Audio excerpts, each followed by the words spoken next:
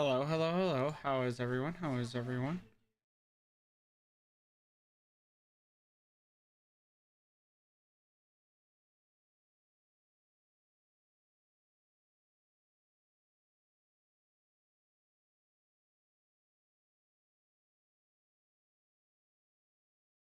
Hello, hello, hello. How is everyone? How is everyone?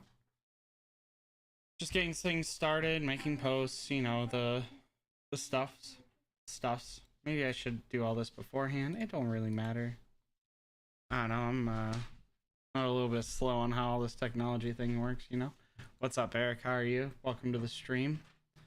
Hopefully this is okay for you guys. I'm still learning a little bit. I'm thinking I got it all set up okay. What's up, Chucky Yu? How are you?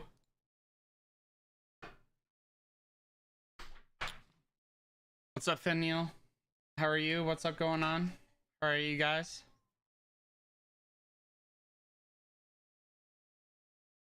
Johnson, how are you? How are you?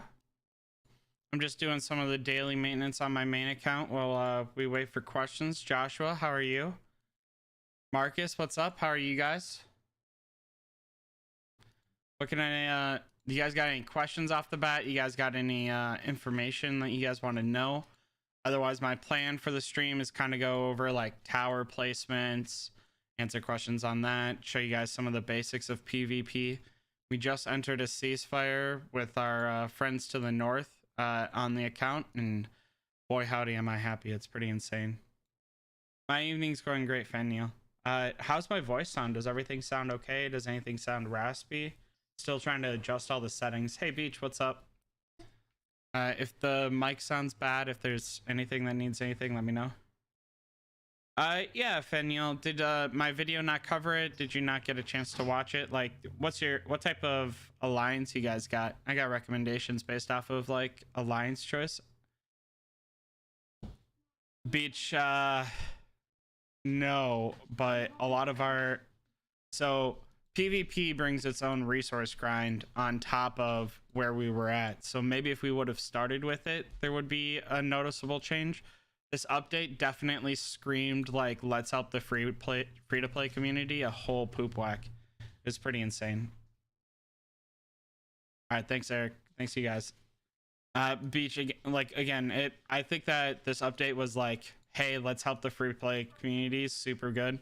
Hey Caesar, what's up? How are you? I think the free to play community got like the most like the best possible update with this event, I don't think anyone else could have done better with this other than the free to play community. It was pretty rough before then.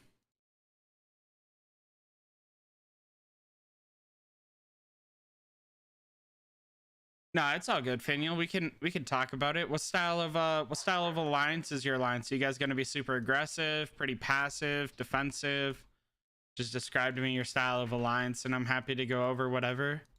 I just need to know, like, I don't think there's a like perfect area for anyone, to be clear, but I also don't think like I think that there's a better area depending on your style of alliance. I don't think there's like one to rule them all. I think they did really good with balancing it out, to be honest. I was pretty impressed. Passive / defensive. Okay, so oh, I forgot to load up the account. One sec.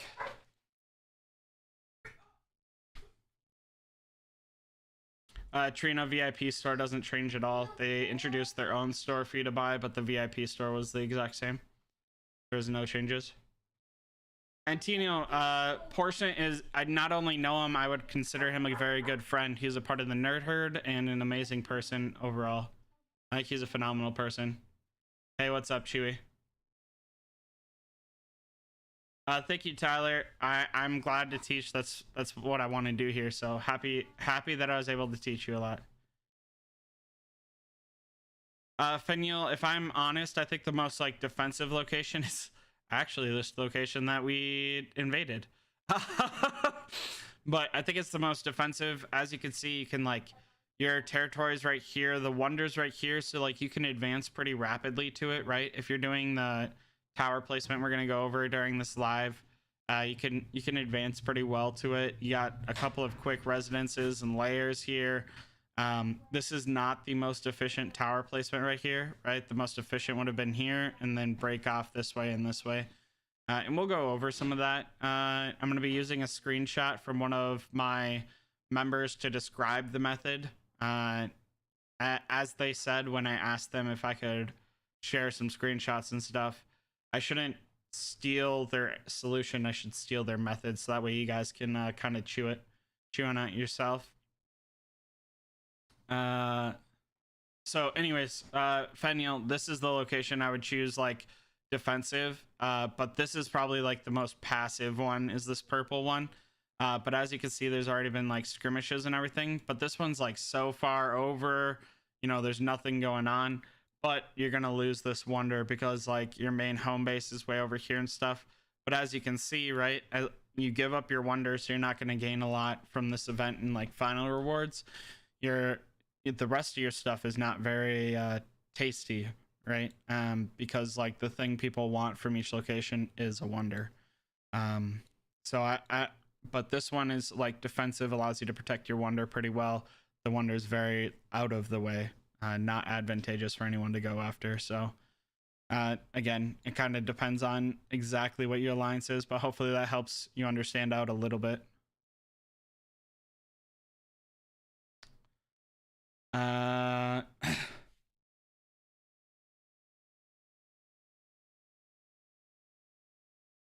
Chelsea, it's Herd, Heard. If you're gonna make fun of it, you should at least know how to spell it. Hi, Umbras. You think 4-month-old alliance only 3T9 is going to get lost on the island or wasted time and resources? And Hajudu, maybe I didn't spell that right, or say that right. I definitely think anyone can join. The most recent updates are insane. Definitely like super significantly more free to play friendly. If we look at like a layer level 4 now is only T10s where it used to be T9s. A layer level 5 is season T11s, sure, but a layer level 3 is only T9s. And we were going against seasoned troops in general, which used to be seasoned troops 11, right? Yeah. So I definitely think that I definitely think that it's super easy. Hopefully get paired with the right group, right? And I can't really control how that's gonna work out for you, but based off of power and activity numbers, you should get placed really well, and I think that it's well worth your investment. As we found out, right? So we only had a peace treaty with our friends down south in pink. We ended up forming another peace treaty to go around this area because like the resource grind is real, and I want to hopefully touch on that. This live is pretty insane, pretty intense. Beach Lathy Sniffer is OP, insane, especially if skill 2 doesn't have a cap, but even being able to reproc once is insane. Trina, the tower 4 overlapping does work, but the method that we came up against, if we look real quick, wasn't 4 overlap. It was let's see, 1 2 7 11 15 in the same screenshot. You know what I'm saying? There was there was exactly 0 overlap. I mean, these people were placing them down like insane. Again, we've reached a truce ceasefire with LGN in their home territory. I have a feeling that's how it's going to play out for a lot of people. The only way I can see someone like truly going nuts and winning all 12 wonders is if you have like insane amounts. But we were pretty close to their wonder. It looks like we tore down all of the towers, but we were like right here. We had a tower placed right here, and they just spam built towers. It was pretty intense. Sorry then, Chelsea, it just kind of came off that way. Yeah. I know it costs a lot of resources because a lot of troops to take over buildings and fight with, but once we get the seasoned troops, that'll reduce the recourse cost to heal them. A-star, absolutely not. The resource cost to heal is jokingly reduced. I don't know what it was before they were reduced, right? Like I'm not trying to be rude to whatever. I don't know what it was again before it was reduced, but let's see if I can find it in my... Let me see if I can find it in my screenshots.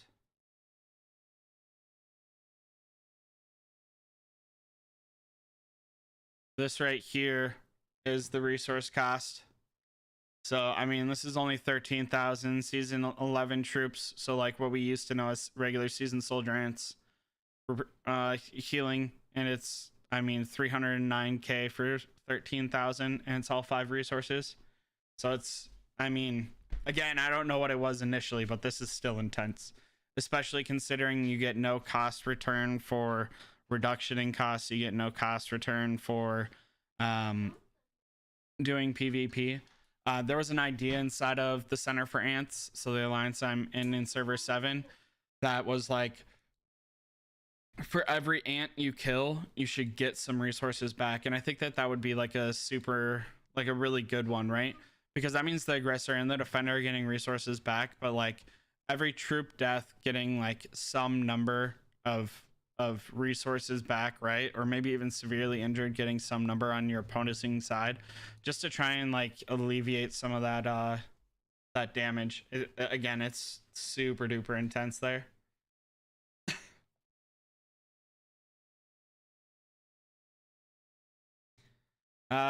Damien, if you're the guy that hit me on server 7, congratulations. You struggled to beat a farm account, because that's what I'm playing, a farm account.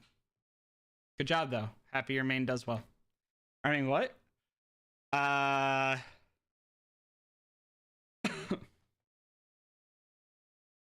Let's see.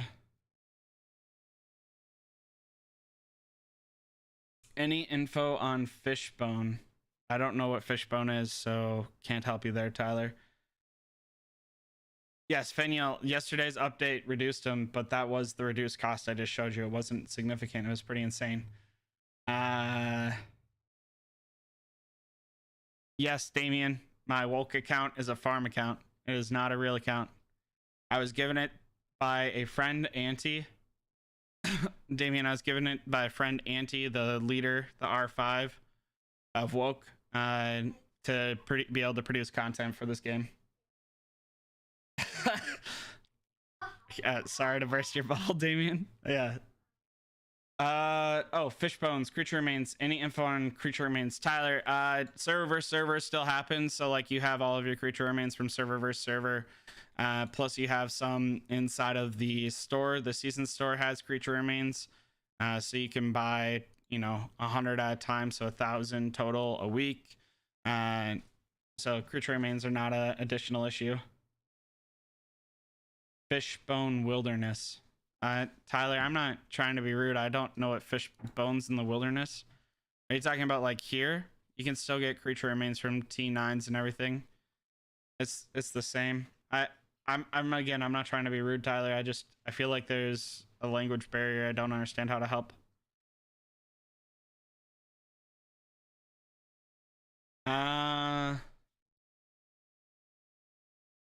No, you're not getting any resources back, Omar. The only thing that you're getting back at the end of the 45 days is your troops. Right here. You're getting these troops back at the end of 45 days. You're not getting anything else back. Caesar, I play as Cultivator typically, and I play as Raider when I'm going up against people for the healing speed reduction. Cultivator to me is the best for Gathering Day, so. Damien, you can try. I promise nothing against any of my accounts, you know what I'm saying? Shane, tertiary eggs were still tertiary eggs. They were not Lost Island eggs. That would have been really cool if they were. But I had the Lost Island, I had the VIP store last week. I should have taken screenshots. I didn't think of it because it was just the same. Maybe I should have. A-Star, it works the same as in store, except for it's easier. So Gathering Day, you just go to your node and you can, so you have to have already occupied the node, but then you can click gather on it and you send out a team to gather, and it's the exact same. So instead of like a level 5 node in normal being X amount, it's 625,000 inside of here. But so once I'm done gathering this area, I click retreat, and all of a sudden I have another 625,000 sand that I can gather.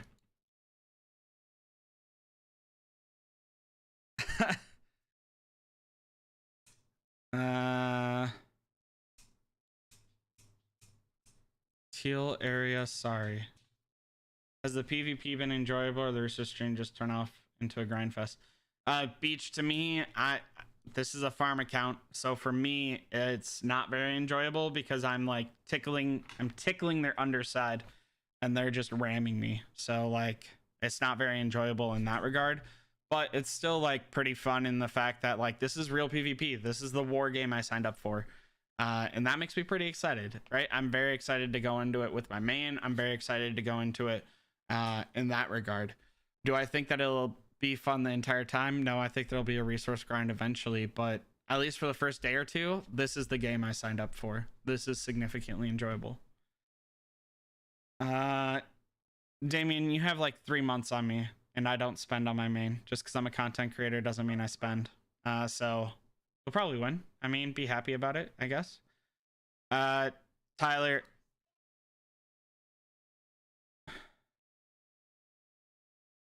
Fishbone Teal area. Is that what this wonder's called? Is the Fishbone area? Oh, Forsaken Fishbone.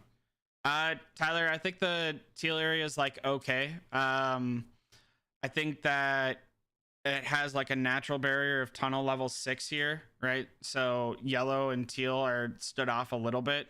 It's 9,330,000 post update versus 5,400,000 troops. So it's a little bit more difficult to get through. But I think that there are different areas that I prefer more than that. It definitely like has that struggle, but there are some early, like you could easily capture this one and probably this one, this residence level 5 and this layer level 3 on like day 1 for a resource boost. Well, maybe not this residence level 5 because of this ferry, but like this layer level 3 and this layer level 6, you could definitely capture these two if your alliance is like on and active and strong on like day 1 to get that boost. So sorry for the disconnect, Tyler. Didn't mean to be that rude or that unknowing. I just didn't realize that this wonder was called Fishbone. My bad. Can you / how do towers get past rivers? If area crosses over, can you simply build past them? Are rivers impassable? So rivers are impassable unless you have a leaf or a ferry. So ferries, obviously, like this, go around a river. But then like here, you can see there's a river and no ferry. If we click on that area, to go into it, there's a leaf right there. So there's a leaf right there. So that's the only other way. So either a ferry or a leaf have to be placed in order to go around it. You can even see like even these towers that are going around through this leaf are like not able to even look like they cross over the ferry. It literally only connects via this leaf. So yeah, anyways.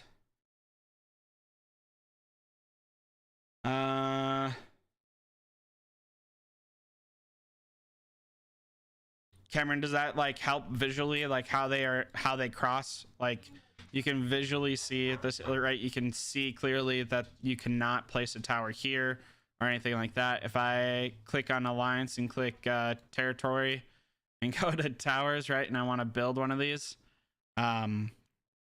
I can't place a tower here. I can place a tower here, but it won't go over, right? But I can only place a tower here because it's on either side, right? If I want to place a tower like, well, I guess I can. I don't know a good way to show you about this river other than like trying to show you that it's this specific leaf. You wrote the map, Cameron? I don't understand. There's literally leaves right here. Anyways.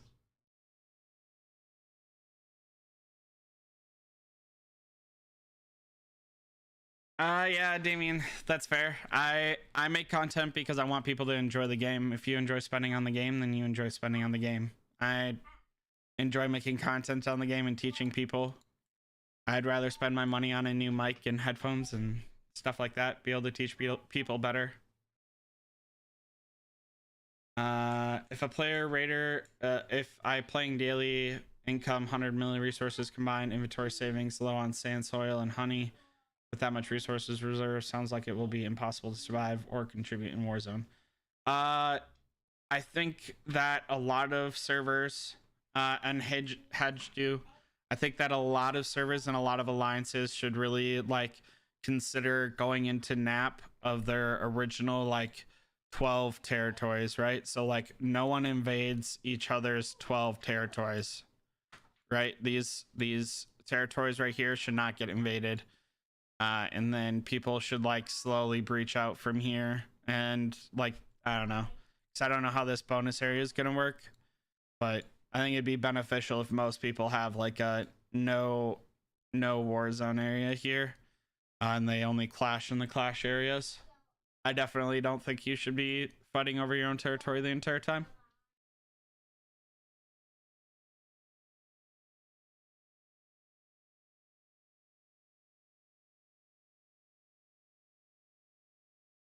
Oh, are you smithing? Got it. Sorry, Cameron. Uh, yeah, that's just how it works. Let's see.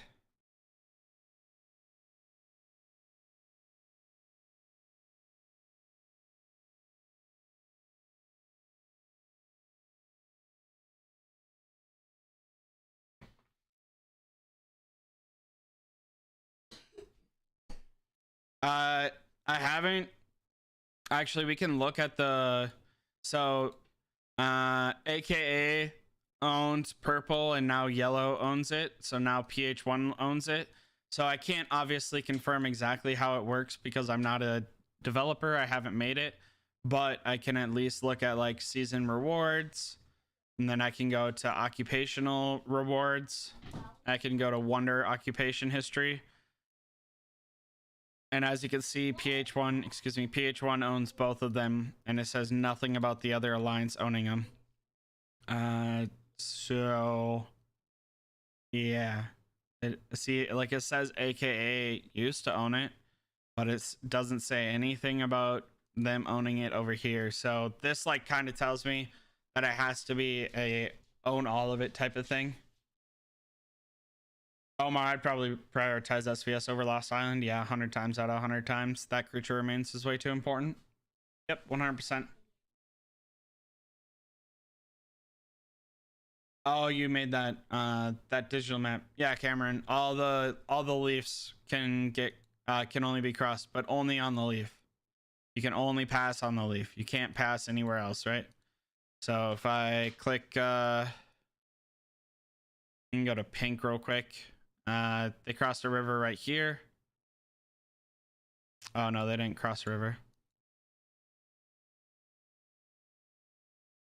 Well, I guess like that was a good example in the fact that like if I look at this, you'll see that their tower cannot extend past, right? So like it's a full square, and then their tower can't overlap, even though their tower in theory should be able to cross right here, right? So that's like a pretty good example that you can only pass via the river. Hey Almondjoy, how are you? And I'm Fair is yes, Starfire. Yeah, okay. So hopefully that helps someone somewhere understand something. I guess that's like that was kind of my hopes there. Are there any other like questions that I can answer real quick? Otherwise, I was gonna kind of go over tower placement. Man, we're already capturing all of those. Woof. All right. Level 5s went fast. Level 5s went fast. This game is if you're a shooter, good freaking luck. All right, that's all I have to say to shooter mains. Good luck, man. I don't understand. They did not proportionalize the number of shooters appropriate to the number of shooter nests. They definitely need to rebalance that. They definitely need to rebalance the number of shooters versus the number of shooter nests. So it's not even, and I don't understand how shooters are expected to like make it or break it or whatever whatever that expression is in this game, because they don't have the same number as other people, if that makes any sense to anyone. They need more in order to be balanced.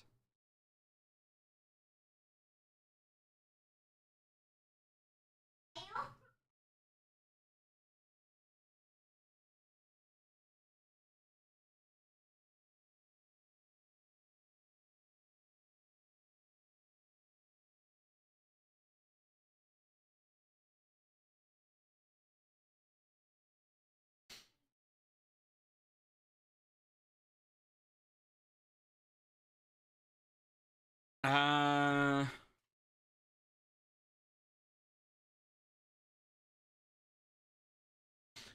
yeah, you have to use clay. You have to tower there. Damien apparently is from LGN, so as you can see, they were afraid of us advancing, and so they like panic built towers, which is one of the strategies that you can use. You can do like 1, 2, 3, 4, 5, 6, 7 towers in the way. 1, 2, 3, 4, right? So it thanks, Elman. I am. So like you can like panic build towers like this in order to make it impossible to advance, basically. Because like we had a tower base, we had a tower based right here, right? And then in order for us to advance, we'd have to take down like 6 towers to be able to place 1 tower. So like this is a type of strategy you could do to defend a wonder, right? Someone's coming, okay, let's build 1,000,000 towers or whatever this is in order to advance. So that's one building type of strategy.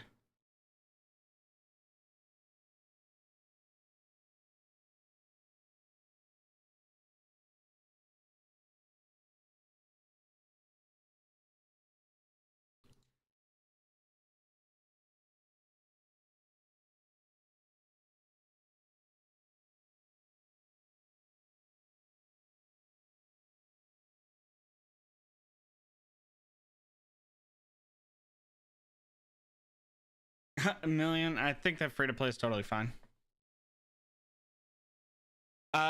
You won. The PvP is like pretty intense. So like if you've done Alliance Expedition, right?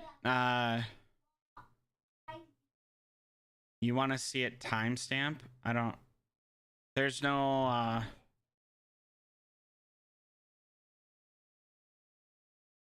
It is a waste, Damien. It's a lot of clay that was utilized, but I mean, it worked for your purposes, right? It stopped us from advancing.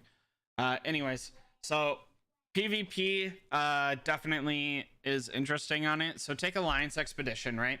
Where you are hitting a Konjac or you're hitting a location, right? I just say Konjac because that's the one that is worth fighting over.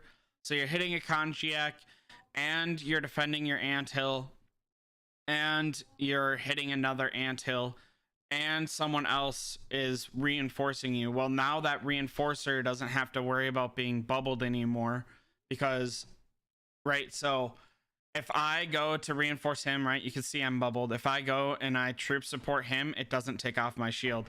So in Alliance Expedition, you can't bubble. But now I can have like 8 of my most aggressive people attacking and then 16 of my less aggressive people defending my 8 most aggressive people in order for them to hit. Don't have to worry about defense, but they're probably keeping 2 teams at home.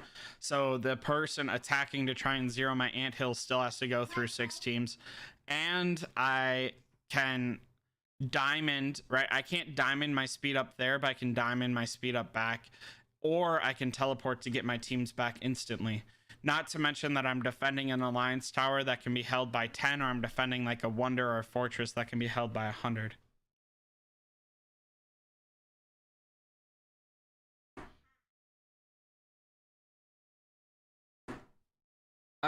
A-Star, technically you are correct, but that way doesn't protect them the way that they needed it to. The overlap does prevent us from doing it one time. But after we break through that one location, after you break through that one location, and we place a tower, now it's a race of who destroys that tower for, like, do they destroy our tower or do they get their tower built before our tower finishes? So this strategy of like mass overlap requires us to go through like 6 of their towers for every one of our towers, and to invade their towers we have to be unbubbled so they can then subsequently hit our fields. In order to invade a tower, ours or theirs, right? So like let's say we have a tower here that they're hitting us on and they take control of it, so they start destroying it. In order for me to hit back, I have to become unbubbled. In order for them to hit back, they have to become unbubbled. But then if I take control of this again, I can stay bubbled and just reinforce. So like, while I understand what you're saying, this strategy is a viable one if you're going up against someone that's being more aggressive than you. So, no, I'm in another location trying to find level 5 nodes, Damien. I'm at 59 out of 83. I've been a little bit busy, so I'm trying to do my job a little bit. Don't tell anyone. But I should actually support the alliance that loved me enough to take a farm account into this event. Because, you know, not every alliance would have sacrificed one of 100 spots for a farm account.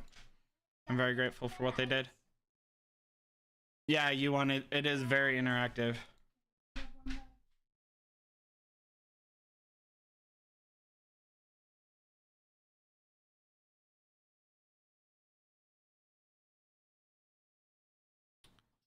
Hopefully that's enough sand.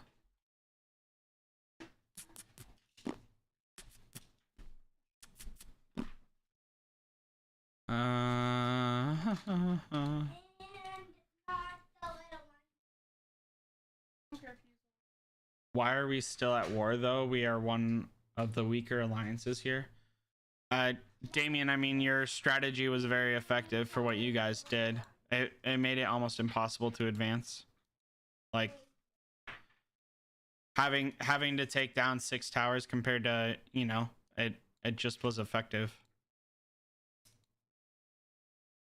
It was an effective and efficient way to do it. Yeah, absolutely, Cameron. The professor, whatever you want me to call you. So there's like 2 main strategy. There's like 3. I heard one about a double tower behind a tunnel and was curious about it. Yeah, so I touched on that yesterday. It was another tip from LGN, actually. A very efficient one that I think a lot of alliances should utilize. So if we look here, right, you can see my alliance placed a tower right here, so it covers the entire border. So Chewy, you had asked 1, 2, 3, 4, 5. So it's 5. The tunnel's 5 slots tall. So let's say we're fighting over this tunnel and we lose this tunnel, right? So what I showcased in my video was LGN had the tunnel, right? But if you yes, we're a burn and pillage, Damien. We burn and pillage very strong. Anyways, so if I look at this, instead of placing this tower perfectly here, I could have placed it so that way it was like 3 here and then placed another tower so it was 2 there. The idea being is that towers stand alone.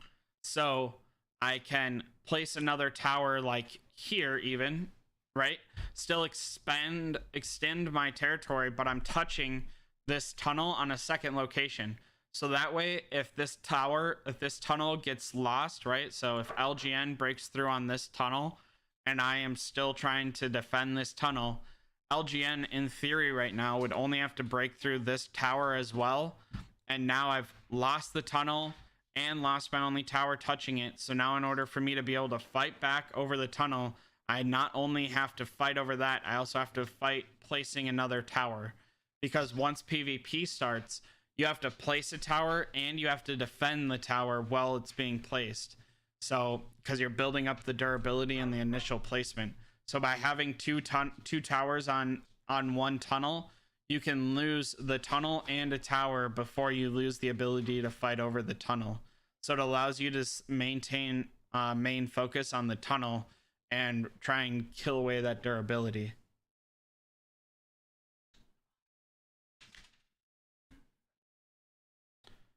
Yeah, Damien, anti doesn't know what stopping means. Anti is insane.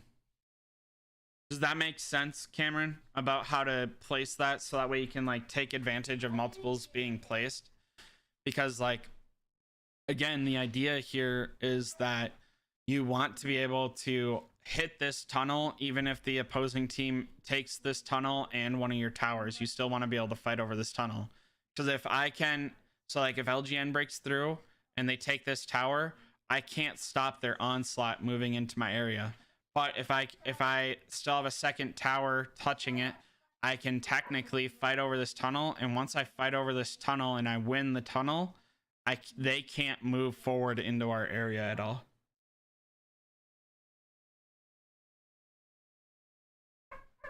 All right, so a couple more tower placements, right? Because the video tonight was going to be about tower placements, so I did want to cover it today. So the most efficient way to move, as you guys can see, woke Center for Ants really got it well done now. The most efficient way to move rapidly across the area, so like when you're starting, to attack a player, Sarah, is just 5 stamina, like normal. To attack a tower or to defend a tower is 0 stamina. Let me make that clear. 0 stamina to attack a tower or defend a tower. It is a literal grind fest. All right.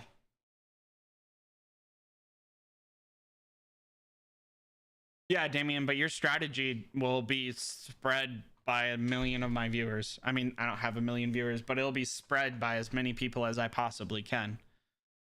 That strategy is going to be well used in the second round of this beta testing because of you guys. So anyways, tunnel placement. Sorry, a lot of tangents. Tunnel placement.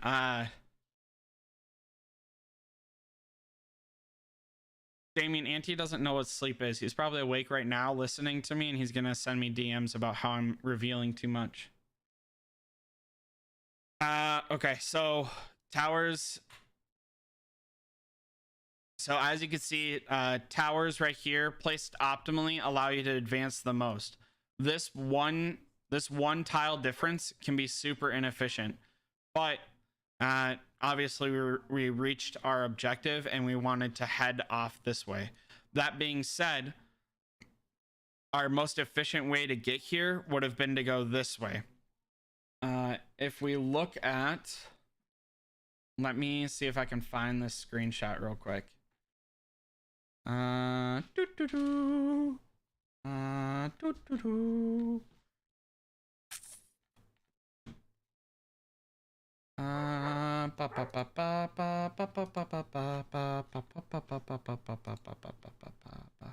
right, so this screenshot is by a guy I can't pronounce in a language that I can't pronounce, inside of Center for Ants. Super smart guy, one of our main strategists. Really like him. He's a good guy. As you can see, right?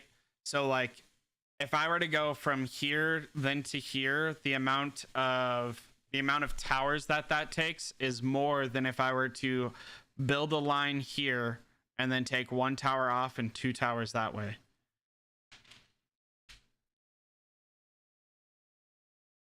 So if this makes sense right here, you guys, if that makes sense, you want to try and build a tower line in between 2 objectives, and then you want to branch off one way or another. It is always more efficient to go tip to tip than it will ever be when speed traveling to go overlap. The only time you should be overlapping your buildings is for one of like 3 reasons. So reason 1, if you want to go tip to tip, but there's a node where that tower is supposed to be placed, those nodes are never going away, so you might as well just go tip to tip, suck it up, move on.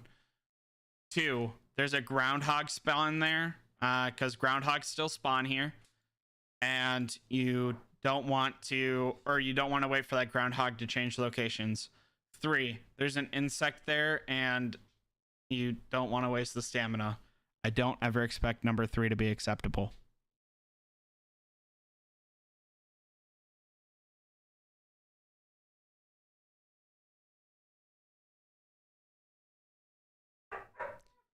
Yeah, Damien, I think that anyone that doesn't make a nap for like the initial starting territories is insane.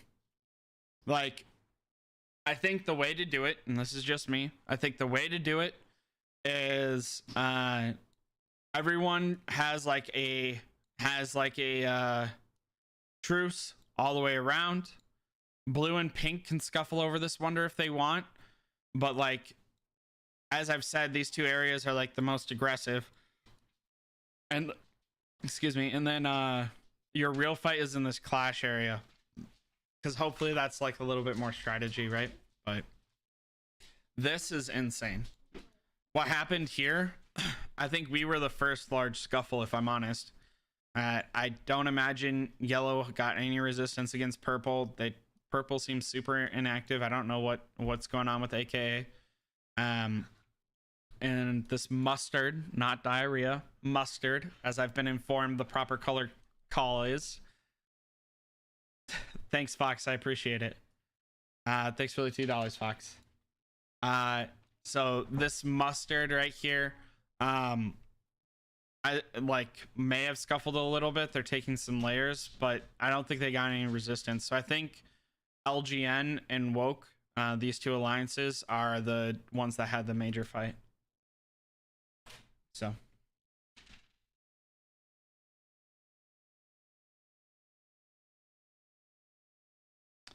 Sarah, no, the only side that works so far is the left hand side.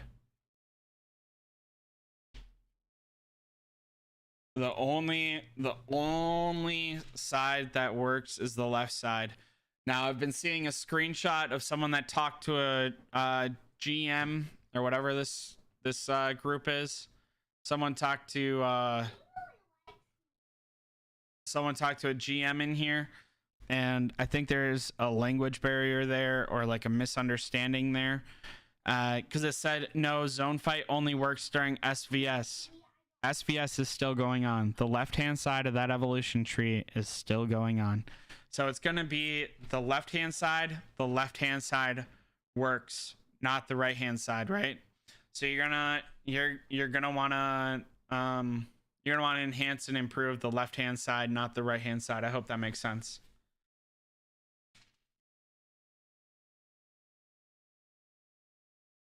Let's see. Okay, so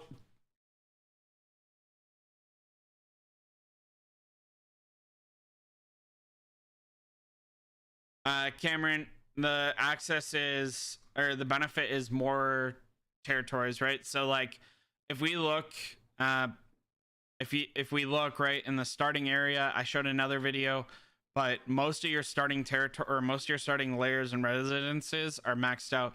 Not to mention your starting nodes are maxed out. Your right, especially for shooters, right? They're out of nodes in the first like 2 minutes. It's a joke, it's not an actual timeline, but they're out of nodes rapidly, right? So expanding gets you more territory for more nodes, for more soldier output. It gets you more layers, more residences for more soldier output. It gets you more buffs. So yeah. Okay, so let's go back to tower placement. Sorry, that's what this video was going to be on tonight, but I really wanted to show you guys visually so we could have some like interaction, get some questions asked, because sometimes I say some stuff and people are just like, yeah, and they have actually no idea what I actually said, and they're just trying to make me feel better. So all right, so this tower placement is actually super inefficient. Yeah, super. Yeah, that was a much better way to put it, but I'm a talker and a rambler, so sorry about that, Cameron. Yes, territory is restraining, more land alleviates that. Yep, more nodes alleviates that, stuff like that. So like with LGN, we made a truce, and we're gonna like basically make this.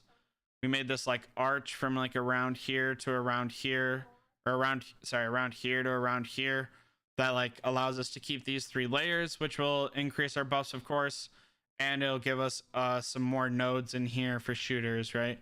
I don't think that the nodes really get restrictive for carriers or guardians, but there's not a lot of carrier or guardian mains because no one listens to me and no one goes carrier. You know what I mean?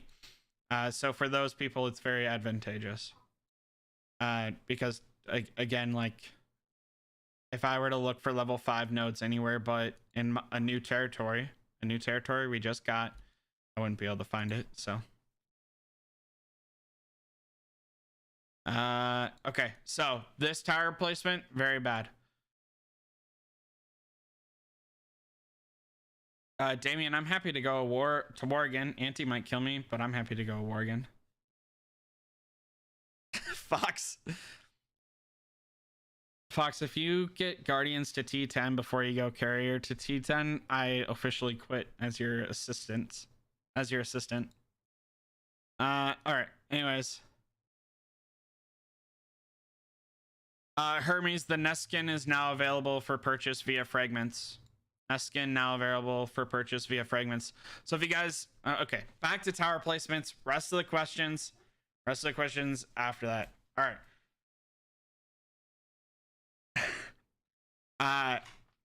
Tower placement. This one very inefficient because it overlaps by 1, 2, 3. So it literally doesn't overlap by enough, 4, and it doesn't overlap by 0 to allow tip to tip. So this is inefficient. If you overlap by 4, it makes it so an alliance can't place a tower. Now, that being said, when we did PvP over here, over Cha, we didn't really have to overlap, or we didn't really have to have X amount of minimal space. We were able to place anywheres. I guess, yeah.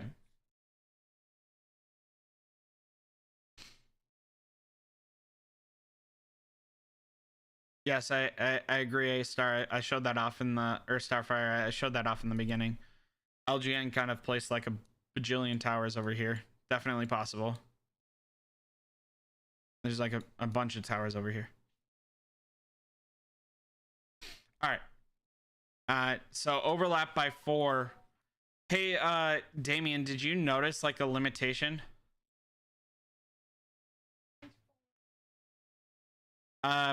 So I didn't really notice the limitation in placing towers as long as I had a tile to place the towers.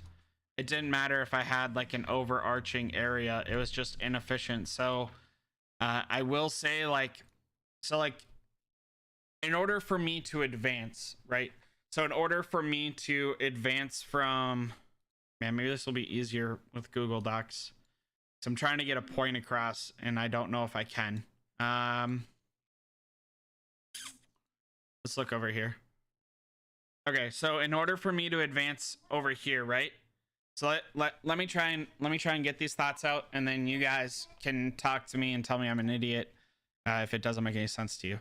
So in order for me to get this tower placed right here, ignore the fact it's red, it's because I don't have anything built. In order for me to place this tower right here, I just have to be connected, right? And then because I place it here, because I place it there, as you guys can see, I was going to be able to place another tower. I'll be able to place another tower right here, right? But I can still place a tower right here. So like, let's say they have like 15 towers in a row right here, right? Or they have all 9 towers in a row right here. I can still build a tower right here and advance closer to them. So that way my DPSers are able to, my main hitters are closer to their tower in order to hit it. So while the staggering of 4 enables people to have to go around or like go through one of the 2 towers in order to place another tower, right? That's what it prevents, right? If this was staggered by 4, right? So this 1 and then 1, 2, 3. If this was staggered by 4, they wouldn't be able to place another tower this way. It doesn't stop them from placing it this way. What I was not able to test, and I guess this is what Trina's question is when does it need to be 5 so that way they can't place on this exact edge? And the answer to that in my mind is that it does need to be 5 because we have been able to place on the edge, but I didn't honestly get to test it that well, so I'm not 100% confident. It could easily be 4 like most of these games. Hopefully another person will be able to come on or help, or let me just ask.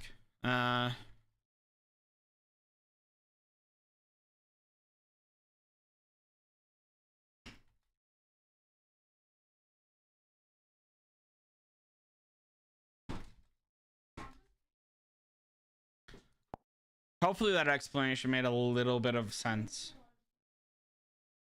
Roxy, I would no. It is only best to overlap towers.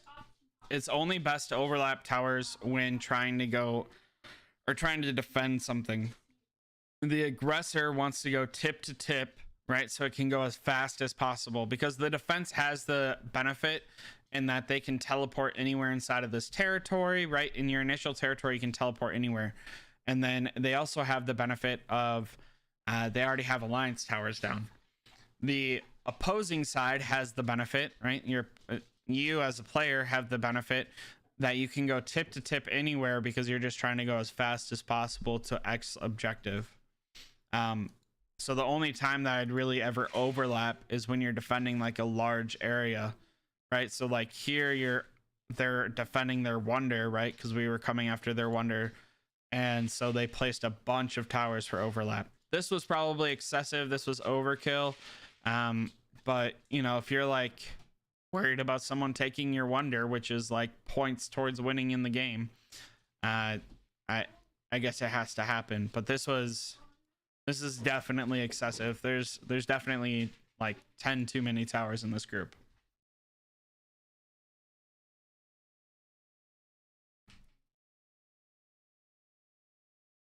So opponents can overlap tower area.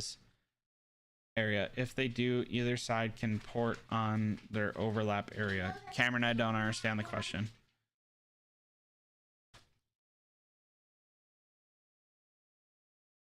Do I need my shower tato? Yes. Yes, Gerald, you cannot, an opposing side cannot attack it. So like, I can't attack any of these towers because we've dismantled all of our blue towers here because we reached a ceasefire. I cannot attack any of these. In order for me to attack anything, any of their structures, I have to be touching it with one of my structures. But in order for me to like attack an anthill, or in order for me to attack like a resource node, it doesn't have to be inside of a structure. I can hit anything.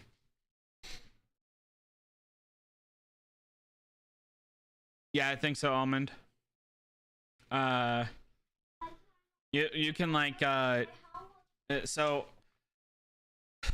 I didn't get to test it because I was at work, unfortunately. So I'm really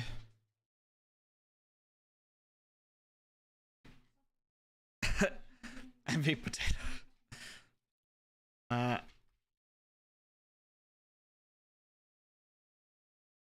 So the question that I don't know for sure is if it's 4 or 5 overlap. Every other game is the amount of tiles that your tower takes -1, or -1 divided by 2, so 4 instead of 5. That being said, it would not surprise me if it was 5 in this game, but LGN, when we went up against them, the only time that we ever got to a point where it mattered was this right here. And as you can see, there's not really a way we could have tested that, because they were placing like a tower every other, sometimes 3 in a row, right? Like there's no way for me to test if it was a 4 overlap or a 5 overlap. Yes, Hibat, I would never go overlap unless defending a wonder. Layers, residences are not worth overlap. If you're gonna lose them, lose them. Don't like so absolute worst thing to defend here is a layer. You're only defending a layer because you want to show your PP is bigger than their PP. A residence is like, I got an ego, let me show it. A wonder is like, you will not ruin this game for me. That was pretty fun, Damien. Okay, so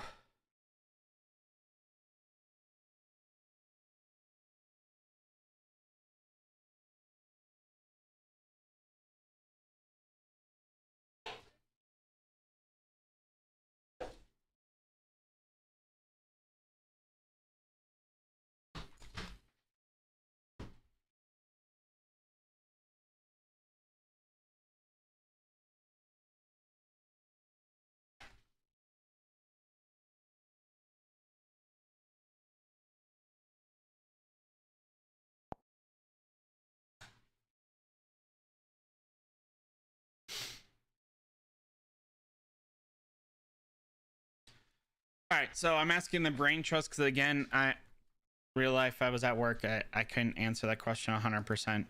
And then also just like there's no way to test against this in my opinion. So maybe I'm crazy.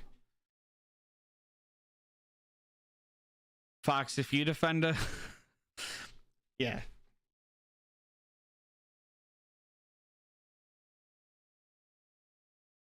No, Gerald, if you lose a tower, you're out the clay. You can, I mean, it goes down in your 300. Okay, so. All right. Okay, all right. PvP and how it works. Let's PvP and how it works. Cut. All right, YouTube editor. Fuck. That's me. Don't tell anyone. This is the PvP part. It's not gonna be, I changed minds a lot. So PvP, the way it works. Let's say we're just gonna go back to LGN because that's who we PvP'd against. Let's say I want to take this tower right here, right? Let's say I want to take this tower. I have to have a tower touching mine, right? So I have to have a spot. Yeah. Okay, so no one's really sure, but we'll see. So I have to have a tower touching theirs. Now, once I touch theirs, I have to invade theirs. They can have for a tower, you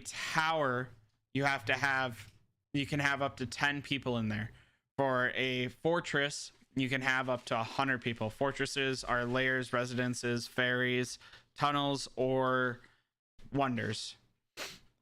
So you can have up to 10 people in here. I invade it. Then once I invade the tower, there's the same as a build timer here. There's a destruction timer there where you're working towards the durability. So you not only have to beat all of their teams, you then have to defend off their oncoming rallies, attacks, everything else, while you tear down it. As far as I could tell from the lunch break, that's the only time I could pop on to like see how PvP was working. You have to, it's like the same amount of time for a builder, right? So the number of people inside of there is going to decrease it, how fast they go down. So it can be up to 4 days. It can go down to like 20 minutes, I think. And that kills off this durability. Then once you destroy it, the tower goes away. You have to place your own tower where their tower was if you wish to advance, and you have to get it up to 100% full build time. Otherwise, they can so while you're building it, they can still hit and clear out your builders and work on destroying it. So it's a lot of fighting over it. Now, if they destroy our tower, or we destroy their tower after it's fully built, you do not get any clay back. So that's why like clay can be a limiting factor here. Cameron, no.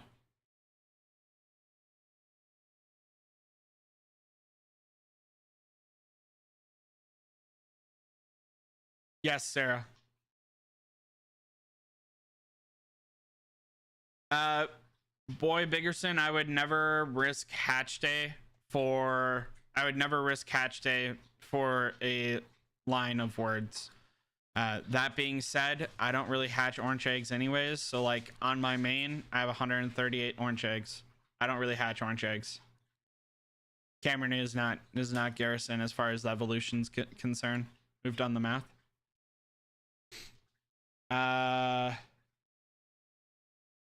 Yeah. So like that's how clay can like become a super big issue and how you're gonna have to fight over clay more and more. Does that PvP kind of make sense? Do people understand how that player versus player is gonna work? Why that could be a potential struggle? Does no one understand and they all think I'm idiots? That's also a definite possibility here. Like sometimes I say something and it doesn't work out in my mind. And usually my wife will be listening to me and she'll just like be like, yo, you gotta re-record that. So it's like my biggest fear of going live is that I say something that doesn't make sense to someone. Otherwise, what else? What are you guys thinking about? What other questions you guys got? If I was guaranteed an orange ant, would I hatch or save?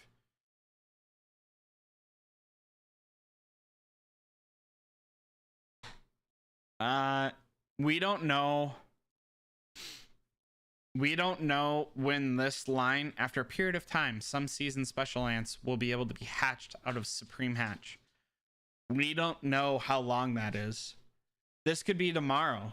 And then, you know, my advice is I would wait the 2 weeks. This could be 60 days from now. And then for 60 days, you're stalling account progress because some dude on the internet told you to. I don't think it's worth the gamble for like low spend, light spend, medium spenders. Or people that like don't have full marches.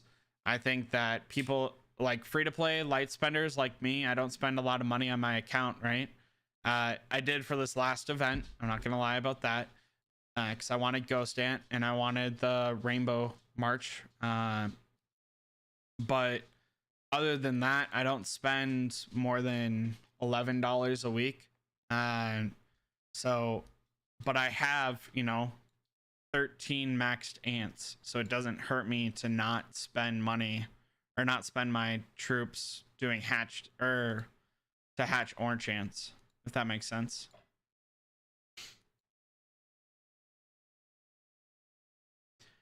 Yes, another word, another keyword, Fox, there is some, but period of time, right? So, A, they can pick and choose what ants they're going to allow to hatch, in my mind, the universal. B, the line kind of gets them out of, like, if over time they want to make all of them season special ants, right?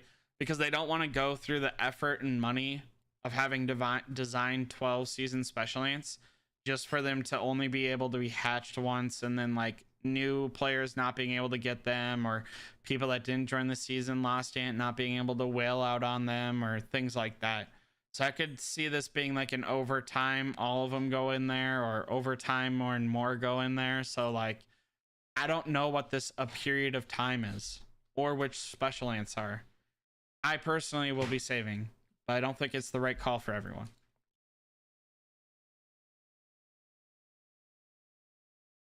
Is pre-gathering limited with nodes having less resources? Pre-gathering is limited to the nodes you have.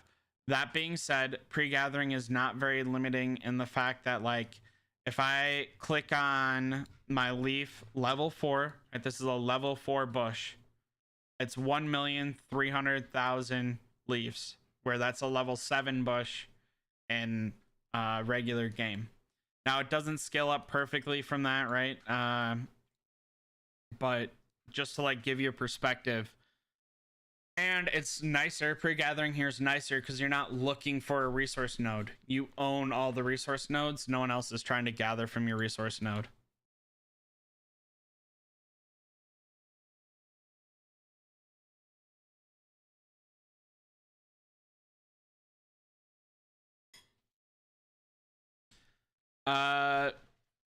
Almond rallying does work. Sometimes it's not worth it. Sometimes it is worth it. I have used the season ants. It's how I'm taking level 5 nodes right now as we're talking. I think it's fine. I don't think it's really that bad or whatever. It seems totally fine. This is kind of an example, maybe. Oh, nope, that tower's already been built. But that would be where towers would be built and you can like resource bend it. So like you get 1 million males here.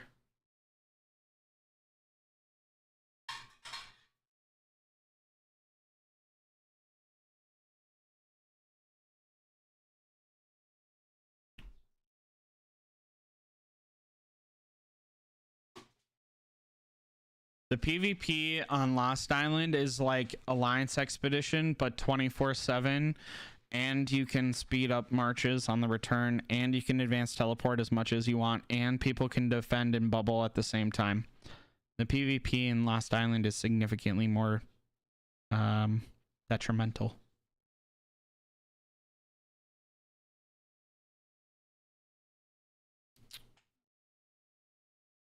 I'm happy.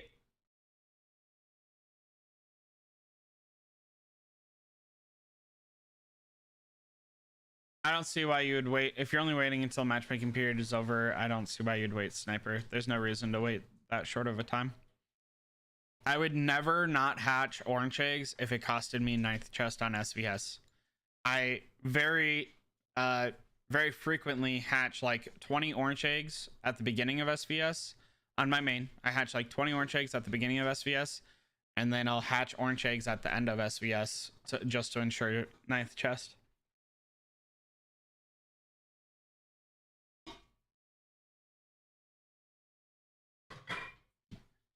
No, you won. I think that people being able to bubble, I think that this is the game I signed up for, you won.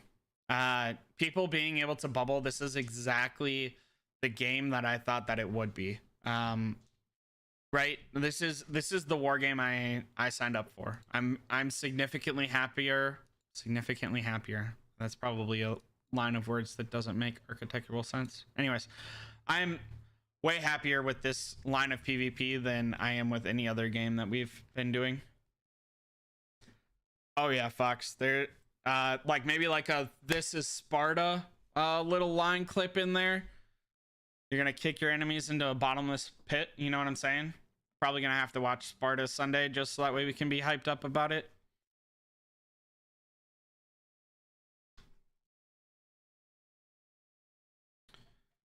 Stick Up King, tier 1 soldier ants can take a level 5 node with enough RNG. You know what I'm saying?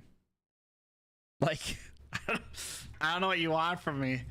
If we go to this level 5 node that I'm going to right now, or not that I'm going to, they're now tier 10 troops. They used to be seasonal ants. They're now tier 10 troops. So level 5 nodes did get reduced in difficulty. However, they're tier 10. Your tier 9 versus their tier 10 are going to whoop that booty butt.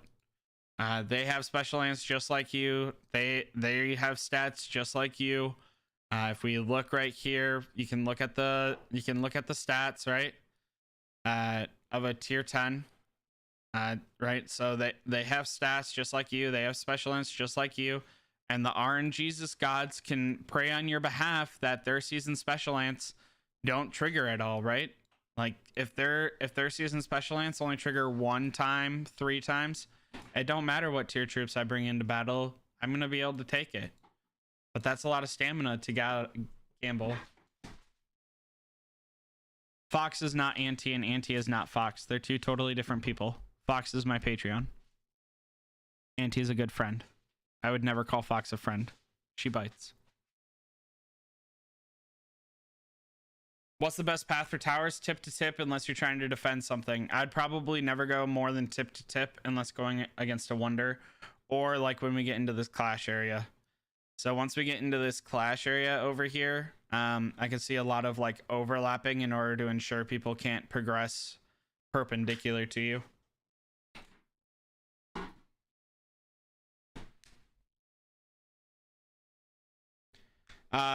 Boy Biggerson, it depends on your alliance, what agreements you can get to. I definitely have people in my Center for Ants alliance that have gone over 1G of Honeydew.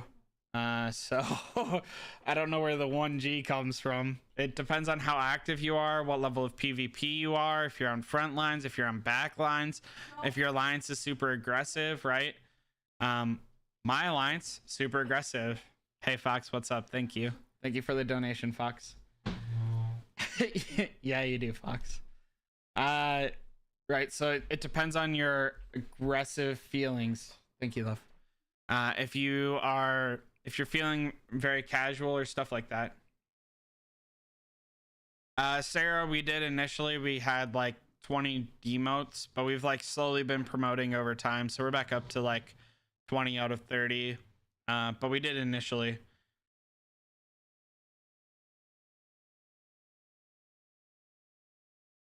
The fact that I'm doing sale amounts is hilarious.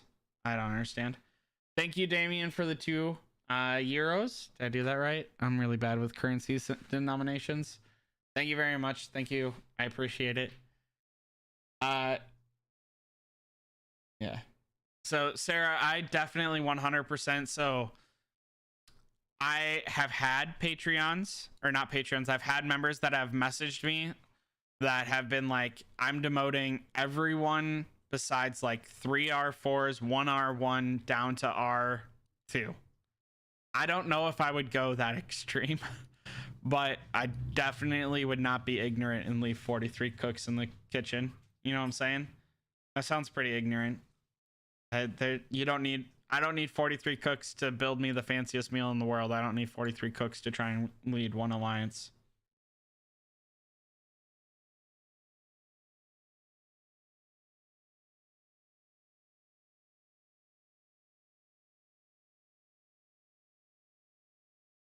What do you think the best strategy is? I thought that Brown would be hard to beat, but you guys are wrecking them, so it seems like being super aggro is the way. You won. That's our alliance. That's not a strategy. That's you're taking an alliance atmosphere, right?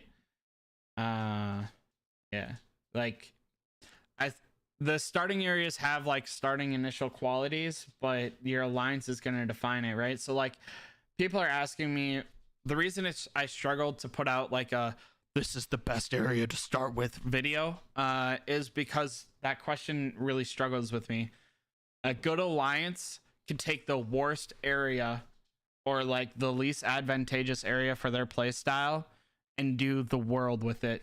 A bad alliance can take the best area, like I mean handing you bread and butter, everything you want, and lose it all.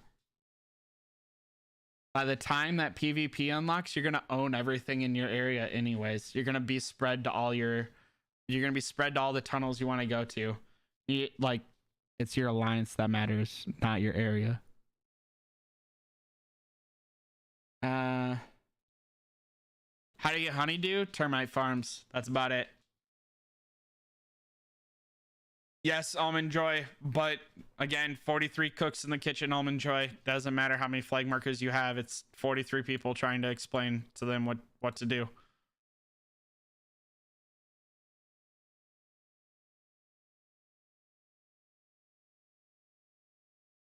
What else, you guys?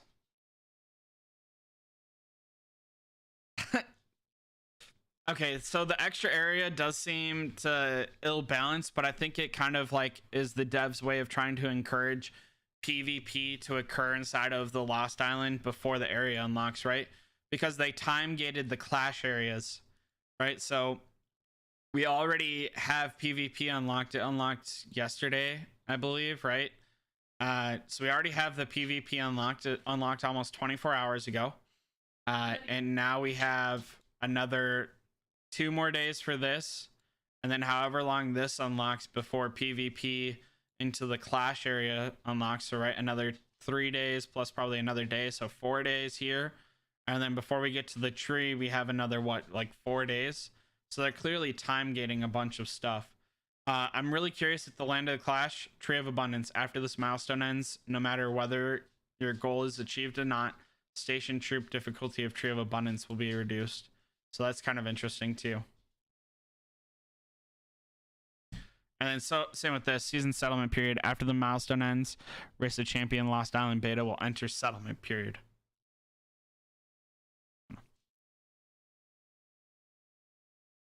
You should get sand or orchery.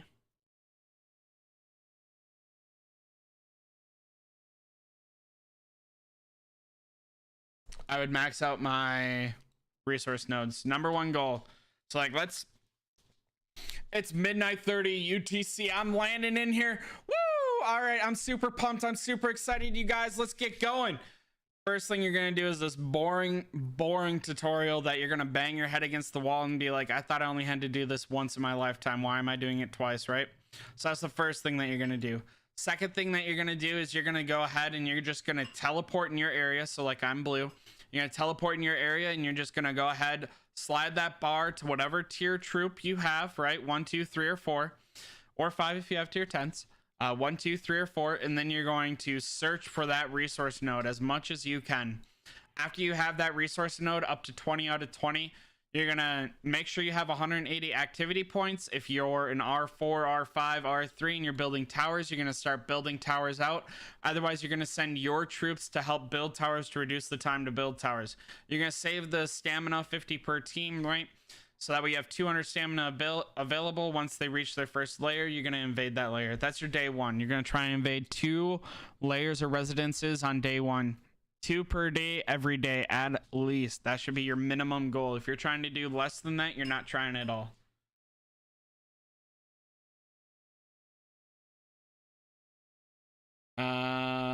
What tier ants should be used for gathering day? How does it work? Tier 1, tier 2 troops can be used for gathering day. It's just like any other day. You're gonna, so once you occupy a node, right? So I occupy 64 of my 83 possible. I'm a slacker. I'm working on it, as you can see. But once you occupy a node, you can just click on it and then a little gather button shows up. I'll show you in 25 seconds. You can click on it, a little gather button shows up, and you just send gather, and your troops will gather at that resource node until it gets the 625,000. You call it back.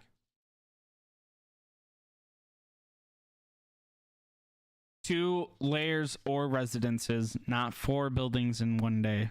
2 layers or residences per day. Now, not to say that you shouldn't be able to do more. I'm just saying that should be like your minimum objective per day once you start until PvP unlocks. Per day at least. It gets you more territory. CDC. SARS. Okay. Yep. It gets you more territory. It gets you more territory. Yeah. So like you see, I occupied this resource node. My troops are marching back, so I don't have to stay there. I passively gain all those troops the entire time, and then I just click gather. And I send one of my teams out, and I gather resources off of it. It's pretty nice.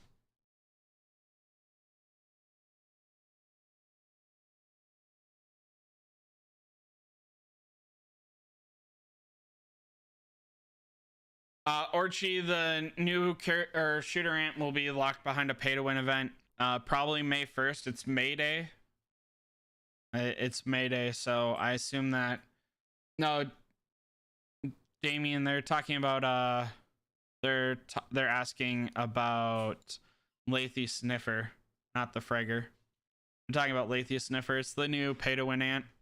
It's the archer version of it, or the shooter version of it. Double power seems insane. Definitely something that you're going to want to use. Tail assault also seems insane. Pink. Quintine, best area, pink. Pink, orange, or dark blue. Good arguments for all 3.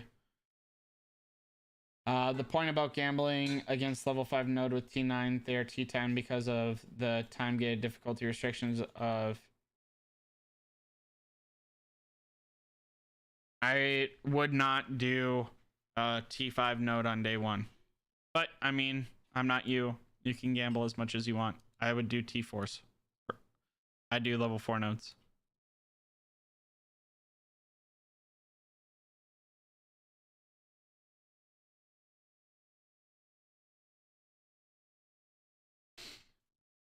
What else, you guys? Any other questions? Anything else I can help you out with? Yeah, no problem, man. I'm voting it's Mother's Day Ant, and if we have kids old enough that we play, should get Sniffer for free. Damien, thanks for the love. If you're broke, don't spend money on me, but I appreciate it. Thank you. Orchi, the only pack, in my opinion, that's worth like spending for like free to play, or not free to play, but like light to medium spenders so far is in the season store. This pack right here for $10. Now, we can look at it actually today, and we can look at seasoned troops. As we can see, it's a 7-day counter on eggs now. 7 days. So the first time it came out, it was 6 days. It was 6 days, but now it's 7 days for the rest of it. Yeah, you won the Sniffer. It's insane. Oh, I got you, Damien. Sorry.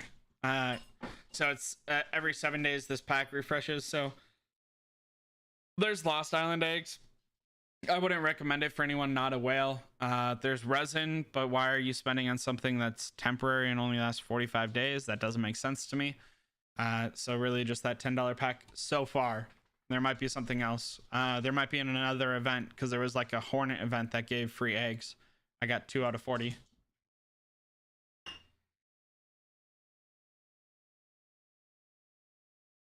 Trina, I don't think it's not 10 extra nodes per day on average. It definitely spikes, right?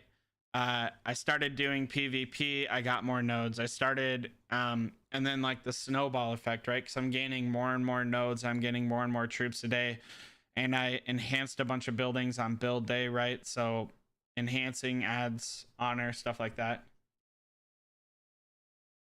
Yeah, absolutely, Almond. I'm happy to help the community. Yeah, Sniper, I 100% expect a new shooter ant or shooter insect to be released. This Trina does bring up a good point that there's Mother's Day. My thought process on it is that they usually, when they do a patch, it's only the week before that's available. Usually the event happens that same weekend. So I'm trying to justify it happening this weekend, which the best I got is May Day. I'm not saying you're wrong, Trina. I'm just saying that like I could easily see it being May Day.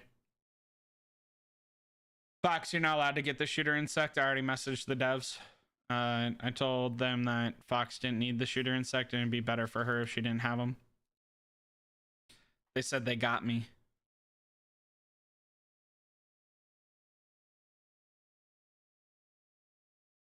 Again, this is just my opinion, you guys. I could be totally wrong. It could be Mayday. I mean, it could be a free insect that we all get for free starting at reset. Like that does do some crazy stuff. I'm just trying to like take my knowledge and what I know and combine it with the state of the game and all the information given to me. That's the best I got. Best I got for you, man.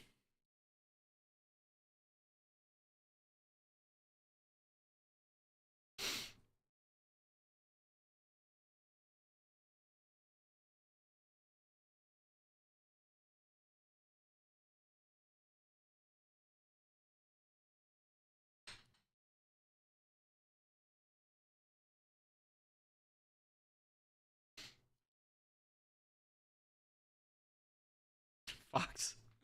Yeah, your wallets are definitely getting skinny.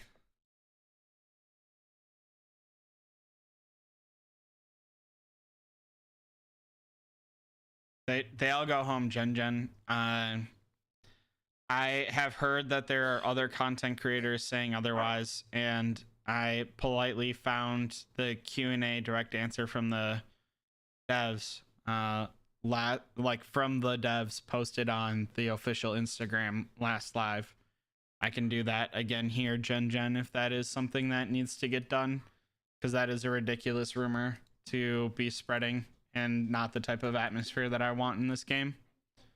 And I don't understand why people are spreading that rumor, like other content creators are spreading that rumor. Not all of them, just some of them. Definitely not true. Yeah, Sarah, I mean, okay, so Sarah, we only had 80 people. We only had 80 alliances that signed up. So if we look at the data sheets that I went over a long time ago, and we can look over again real quick. If we look at the data sheets, whoops. If we look at the data sheets,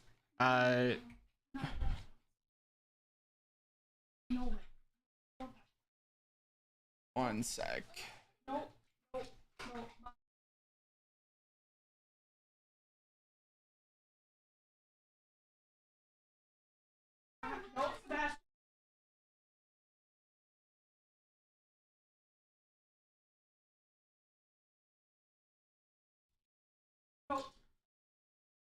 I can't find it. If we look at the data sheets that Porcent made, which I'll find some other time. No, Sarah, you're totally fine. My kid is doing something he's not supposed to do, which is what some of that yelling was in the background. So I got a little bit distracted. Sorry. If you look at the data that was, did you cut all of them?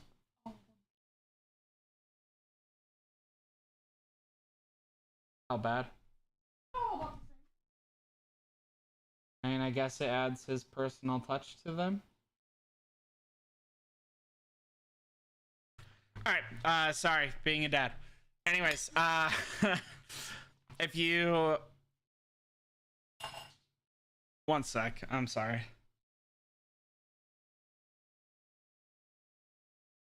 Okay, so if you look at the data that Portion compiled, this is in my Discord, you can find it. I can't find it real quick. But if you look at the data that Portion compiled, it was fairly well balanced for rounds 2, 3, 4, 5, and 6. 1 and 7 really struggled, and 8 was like somewhat okay. So I think that with, you know, 1,000 alliances signing up, it'll be much better. The unfortunate part for like our group, right, the one that Damien's in, is that all they could do was take the alliances that were 100 out of 100 and had the most alliance power, and they just put them all in one group. Because again, we only had 80 people sign up.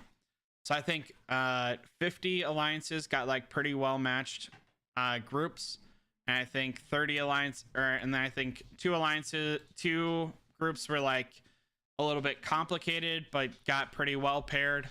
And then I think that like this one was just unfair pairing because there was no way to like, there's no way to balance this one. Like we're technically like the top 8 alliances, but all they could look at was 100 out of 100 in max power. There was no easy way to balance it, right? If you compare like everyone probably has tier 9 troops in our alliance or almost tier 9 troops, stuff like that. Yeah, exactly. If you look at a dumbbell, right, or whatever that is, those things that go up and then down, you just have outliers.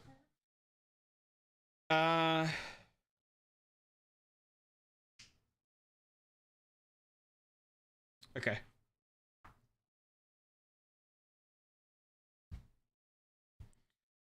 Sarah, I mean, as long as you shed all of your inactives before you couldn't kick people out, you should be fine. Now, if you have 50 actives and 50 inactives, you're probably screwed. But if you have 50 actual active people, then you're probably fine. Gonna get paired someone with that. Again, if you have 50 inactive people, honey, good luck. Best of luck to ya.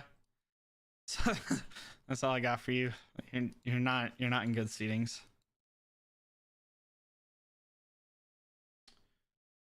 What else, you guys? What other questions can I help you with?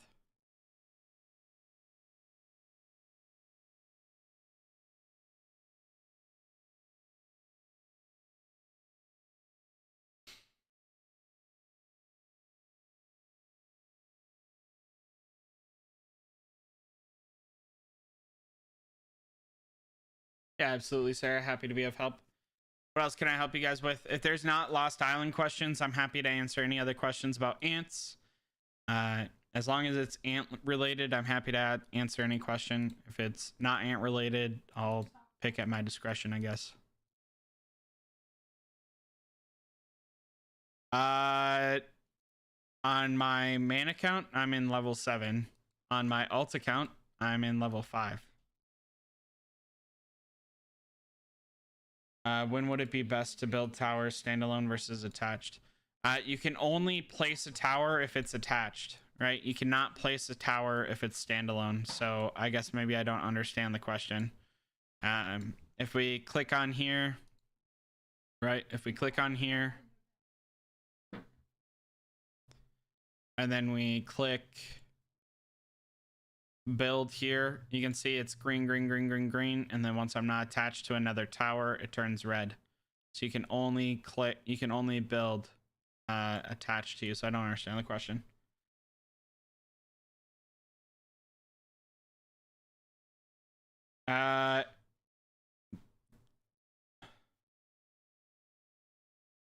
Mike, I do think the rewards are worth it. Ignore Damien, he's salty. He's still hurting right now. I do think the rewards are worth it. You could literally do nothing and still get more stuff. I don't understand why that wouldn't be worth it. You just have to choose what type of player you're going to be. Are Guardian main players needed? Everyone's needed? I don't know. You're a Guardian player. Damien, the best shooter ant is probably, I think, Nimble. I think that's the one. But he needs a cat. Nimble needs a catalyst. Or sorry, not Nimble. Nimble is the catalyst. The best one is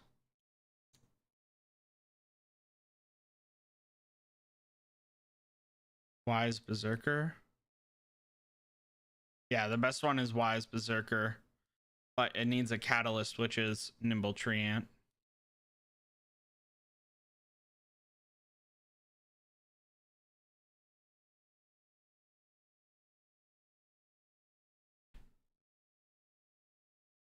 So the Nimble's like the best catalyst, and Wise Berserker is probably the best special ant for shooters.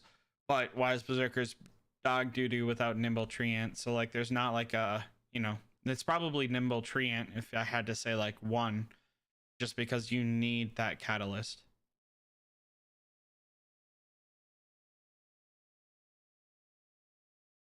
Daniel, I literally have a Discord page for shooters, carriers, and guardians in each like lineup 3v3.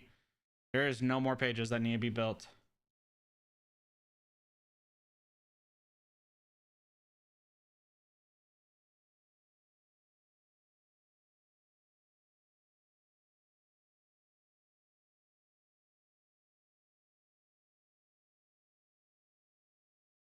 Yeah, Fox, you can just take carrier special nodes. You can just take carrier specific nodes, which are leaf. It's pretty easy to choose whatever. So yeah, I don't see why not.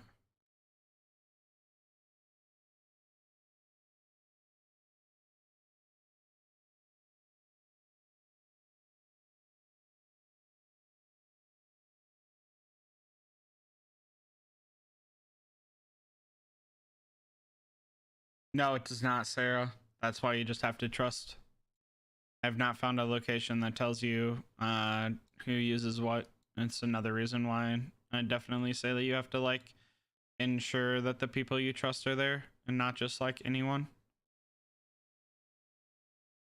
Because I mean, it can super screw you if people just start placing stuff in random stupid places.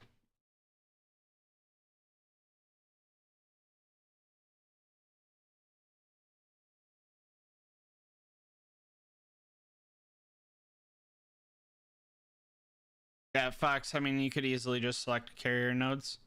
Obviously, like, if you want to do mixed marches, you're going to want to grab guardians and shooters. I have all T9s on this farm account, so I have, like, gaining of each, but I have an emphasis on shooters. And then I have, like, a slight emphasis on carriers, just because carriers have to be, like, used alone, pretty much. They don't really do well with, like, solo dolo. Or they don't really do well with, mixed. My opinion.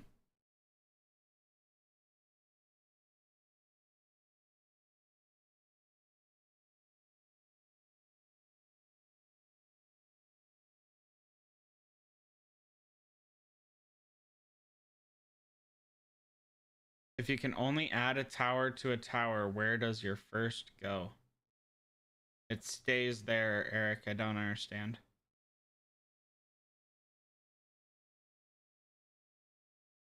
I bought my Discord.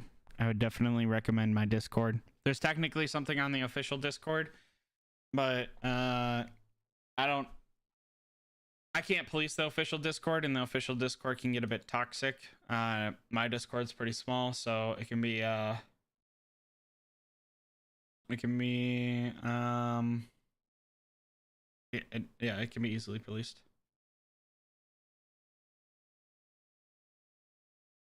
Trina, I didn't get any notification when someone touched my towers.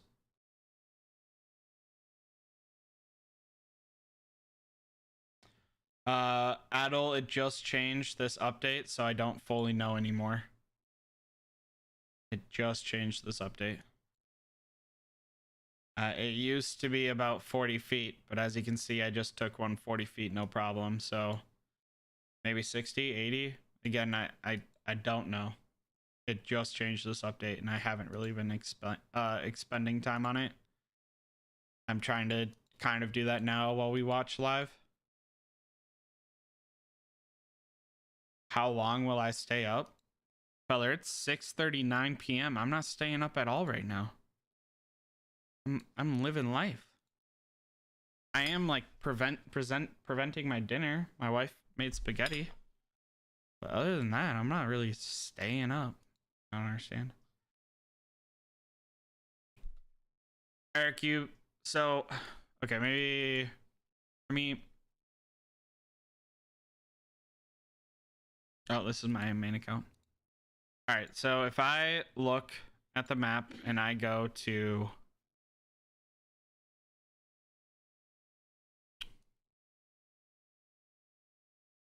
my blockhouse, everything starts with this blockhouse. Everything starts with this blockhouse, Eric, right? And this border around the blockhouse is always there. In order to expand off of it, you have to place down a tower. And then you can just expand from that tower as long as it's touching something you already own. Does that make sense?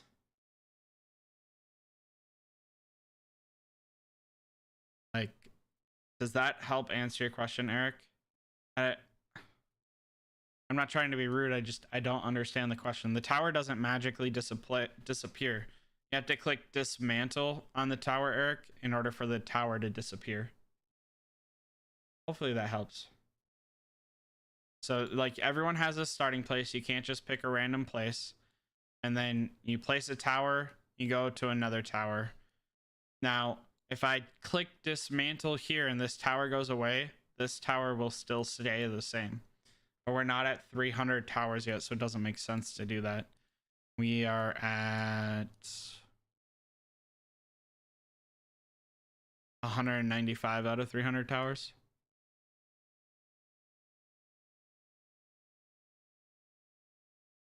No.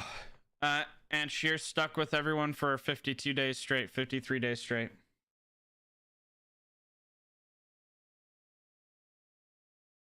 Yeah, sorry, Eric. I really didn't mean to be rude if I was. Just sometimes I don't understand questions the best.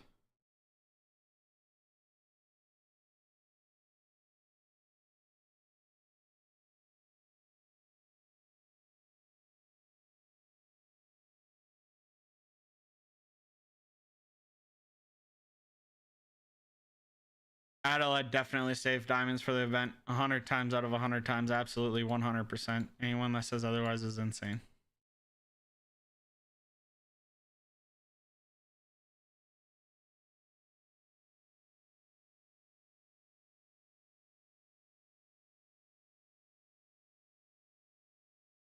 Valen, I don't know if that was covered already. 1 second, I'll show you. I just want to send out to another level 5 node. I'm trying to fill in my nodes. As you can see, I'm at 67 out of 83. I've been a little bit neglectful. All right, so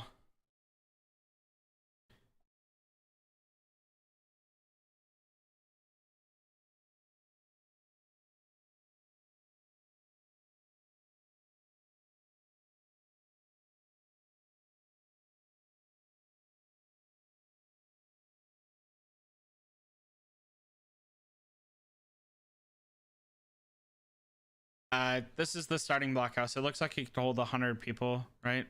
You can see 1, 2, 3, 4, 5, probably 6, 7, 8, 9, 10, 11, 12. Yeah, you could easily hold all 100 people inside of this Alliance blockhouse, no issue. Hopefully that helps, Valen. This Alliance blockhouse is the safe area. This is not safe. This area is not safe. Only the Alliance blockhouse area that is like a different color and shade altogether. Correct, Almond. Still best to focus in one direction. Hey, if you guys don't mind, not to be rude, but if you guys don't mind dropping a like, make sure you're subscribed, stuff like that. Gotta self-promote a little bit. Means the world if you can like the video, stuff like that.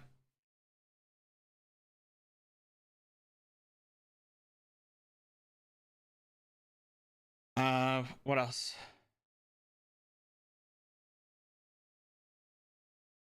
And Sharon, Not a dumb question. Gonna be 100% honest. I just put out a video about it, and I think this event's super free to play. And every update that they did today, it I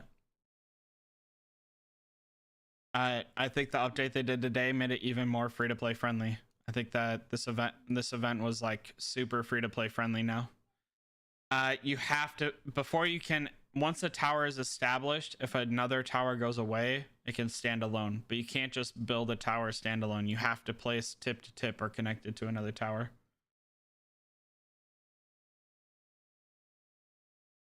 So hopefully that helps. Does that make any sense, Adel? Yeah. They can be standalone. So like, I'm at thanks Sarah, I appreciate it. I'm at 199 towers, right? And I'm basically only in my starting area. Eventually when I get to like this clash area or I fight for this wonder area, I'm gonna have to deconstruct some towers. So it's good to know that if I deconstruct the towers around my alliance area, it's not gonna cause me to lose my entire branch. I can literally start deconstructing some of these towers over here and I won't lose anything. Yeah, this update was insane for free-to-play players. So this update, let's see if I can find it actually.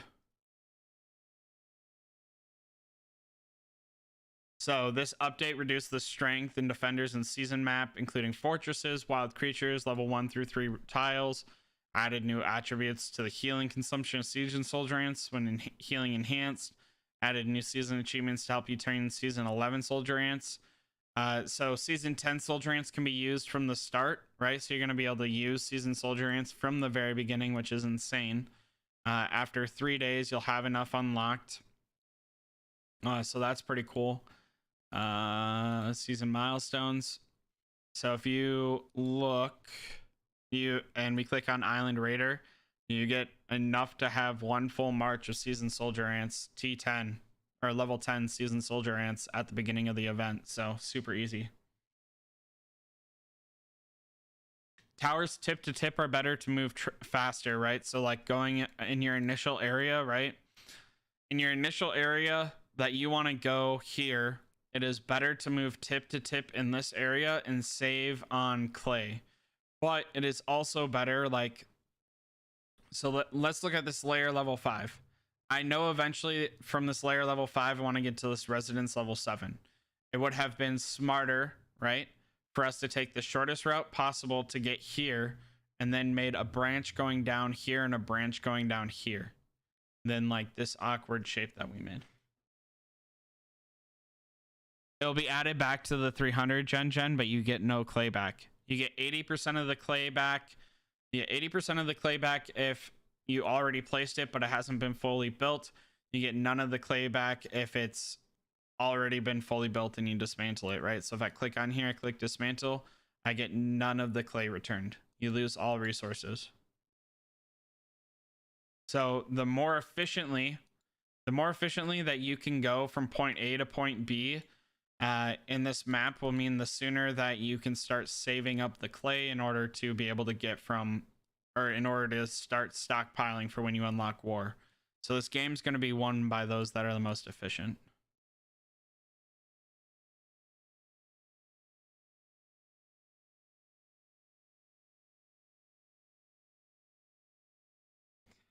Yeah, I literally just finished my SVS CAs, right? There's my CAs, there's my SVS.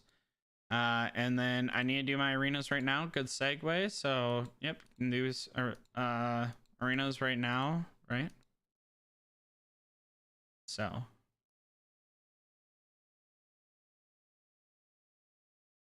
What else, you guys?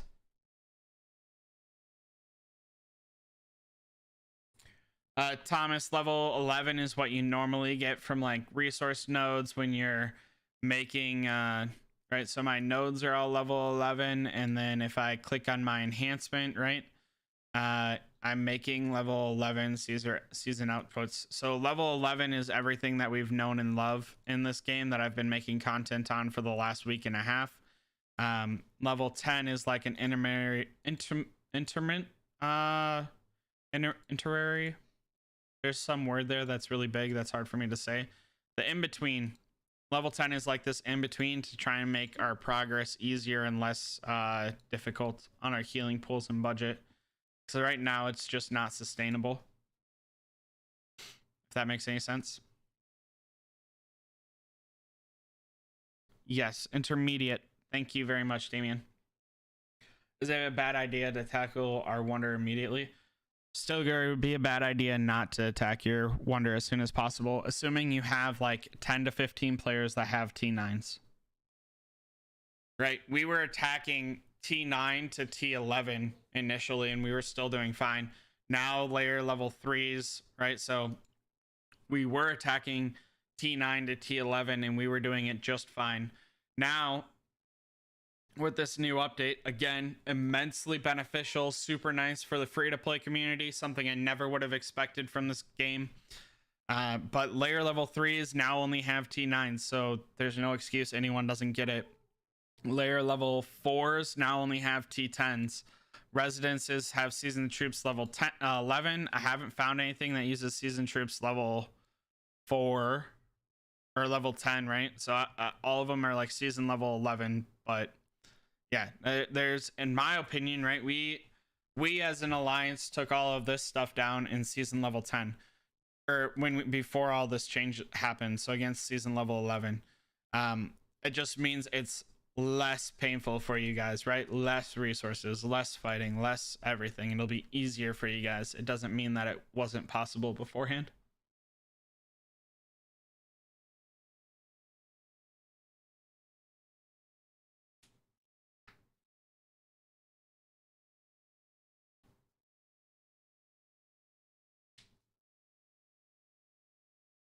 Yeah, one sec. Let me see if I can find it real quick.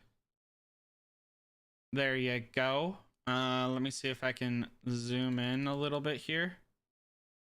So, right, it is more advantageous to follow the hypotenuse in between this area and then cut a little bit diagonally than it is to go this way and then this way, right? Because the shortest place in between two is this, right? Hopefully that makes sense.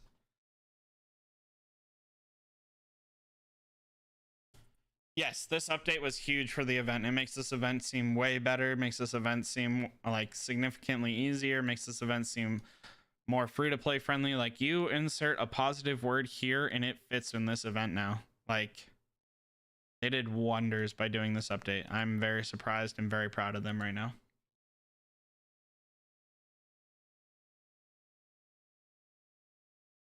Is not a move that I would have expected them to make, though, and I was very surprised.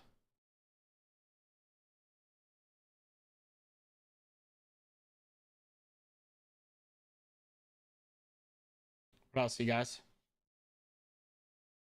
Happy to help, happy to answer any questions. Just need to know, you know what I'm saying? This is a chat driven questionnaire. This is a chat driven stream. If you don't want to ask questions out loud, I can check Discord, right?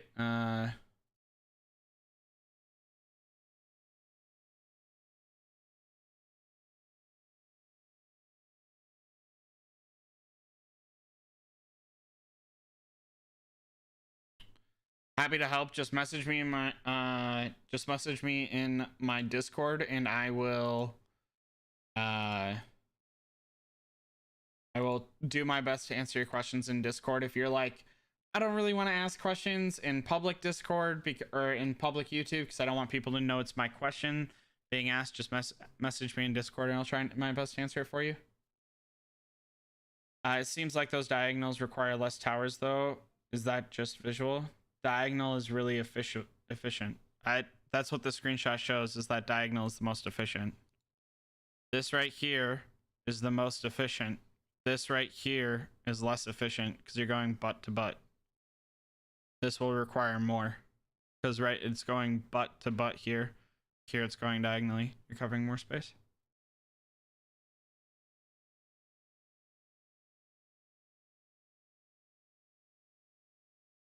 If Fusion, I would definitely just hit T3s or level 3 nodes. I didn't see any issues. So like I'm on a farm account on this account and I have no pay to win ants, right? I have no like super maxed level 9 orange insect or anything, right? The best I'm operating with is a level 8 orange insect or a level 9 purple insect, T9s, and I took level 4 resource nodes super easy, and they just lowered the difficulty of level 3 resource nodes, so it should be even easier for you guys. Like absolutely no reason not to take level 3s fusion.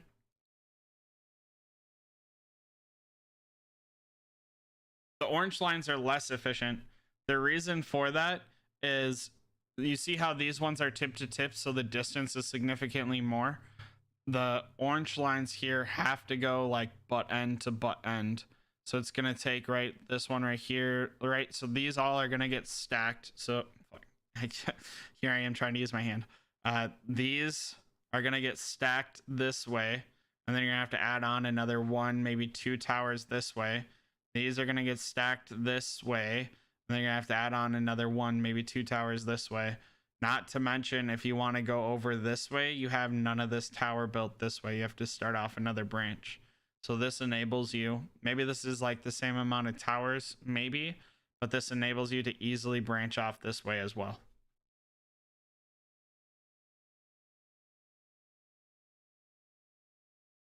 No, Quirky. So this orange line cannot, right? You can't change the orientation of a block. All blocks have to get placed the same way. So this is going to give you a longer return. Right, Chewy, like a staircase. Or a triangle with a 90-degree. Antichrist, if you normally save your orange ants for hatch, yes. If not, no. The only reason that the recommendation was made to save orange eggs for this event is because of one line, but there's no guarantee on that one line, so it's hard to like justify that one line should be followed for it, if that makes any sense. Sorry, I have 4 minutes to do these PvP hits, so before I can show anything else, I really need to get these hits in. While this is just a farm account, my CDO is going to be really mad at me if I don't at least do my best to play this account for someone that allowed me to play it. Huge shout out to Auntie again for letting me do that. If anything is far away, will it be stronger? Yes, CDC, any NPC that is far away will be stronger. Any player is not, just NPC. So like insects, resource nodes, geckos, stuff like that. Those all, as assuming they're not in an alliance area. If they're in an alliance area, they will not be made stronger. Exhaustion only counts outside of an alliance like towered area.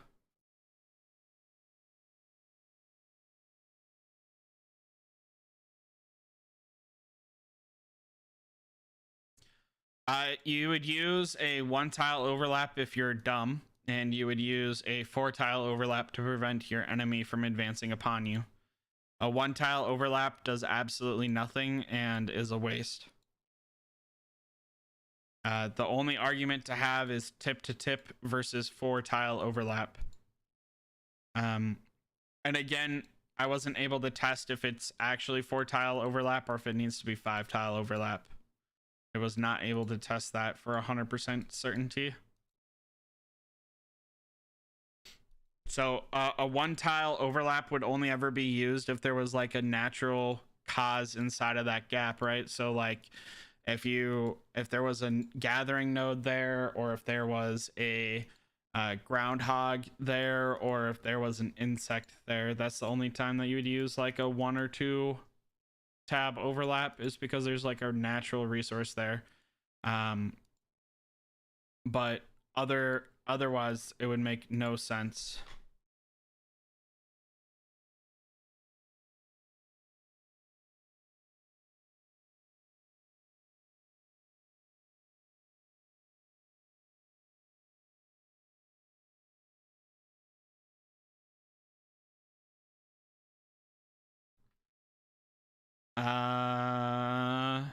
Okay, what else does that? I hopefully that helps.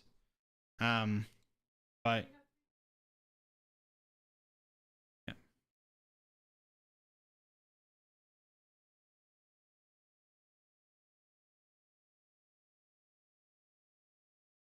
What else, y'all? Any other questions, comments, concerns, queries, conundrums, quiffles, quabbles, quibbles, quaddles, knobbles, quidditch? I might get censored for that one. I'm not sure if I can mention that type of reference in this type of video. You know what I'm saying? Anyways, what else you guys got? Happy to help. This is like a chat-driven Q&A. Figured it would be a little bit better than just a video on how to do it.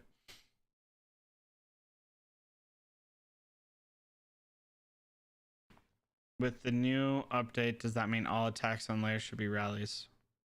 And nothing has changed to my understanding. No, Jen, the safe house is just safe, and it comes with its border all by itself. There's absolutely no reason to overlap on the safe house. The Alliance blockhouse, which is what I assume you're referring to when you're talking about safe house, comes with like its own predetermined area. It comes with like its own colors and everything else. It looks very specific. How do you get your account played live? I don't know, maybe that should be like a Patreon page, like a Patreon perk. Never thought about it. Or you're a good friend and let me borrow it for an event. Like, come in.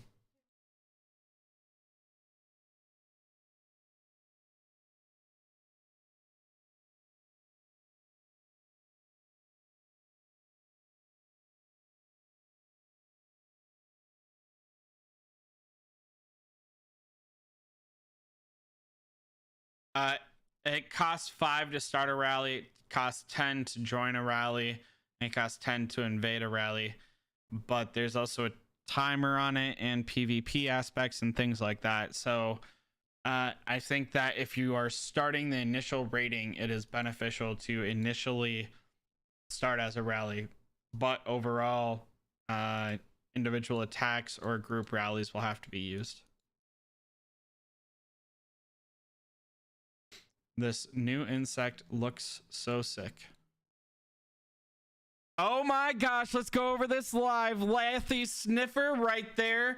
And selectable reward, Devil Flower Insect.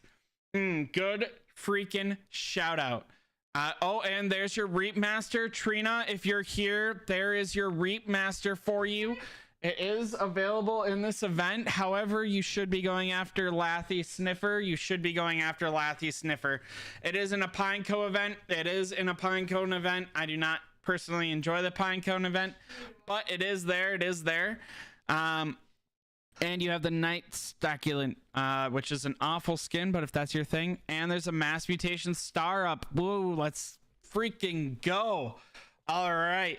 So Devil Flower, why don't we go look at Devil Flower, you guys? How do I look at Devil Flower? There we go. All right, so shooter ant attack, march speed, all of it doesn't unlock.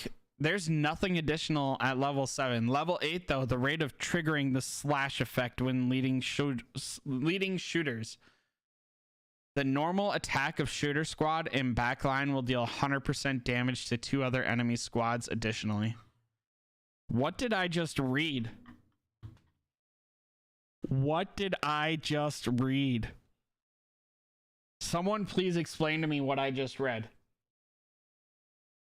I'm gonna need an adult, and I'm gonna need an adult beverage right now.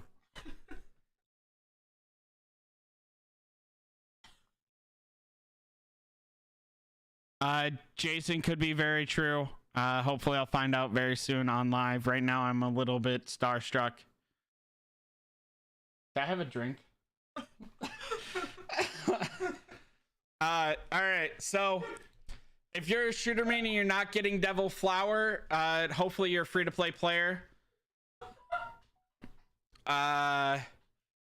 Daniel will have that answer out to you shortly. Fox, who's in chat, is like our main go-to person that's going to help us out with that.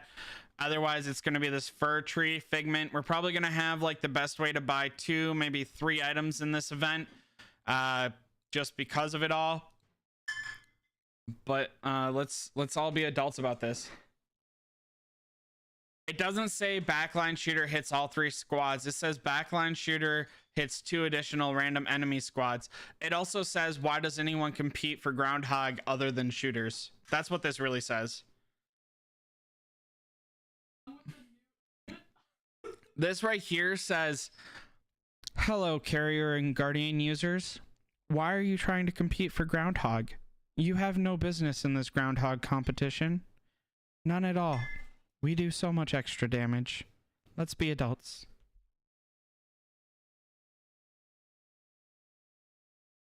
I'm gonna need a drink.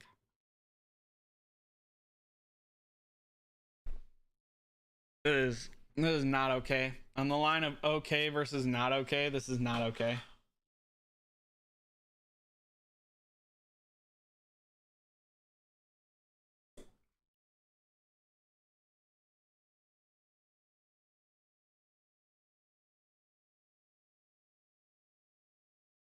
There's literally, I mean, I don't think that's what I read, Starsfire. I literally read that developers hate Guardians. I mean, but this insect's insane.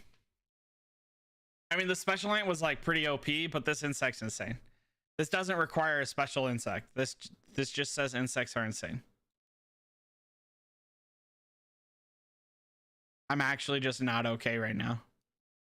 He only needs to be...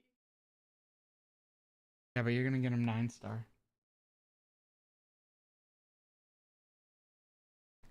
Okay.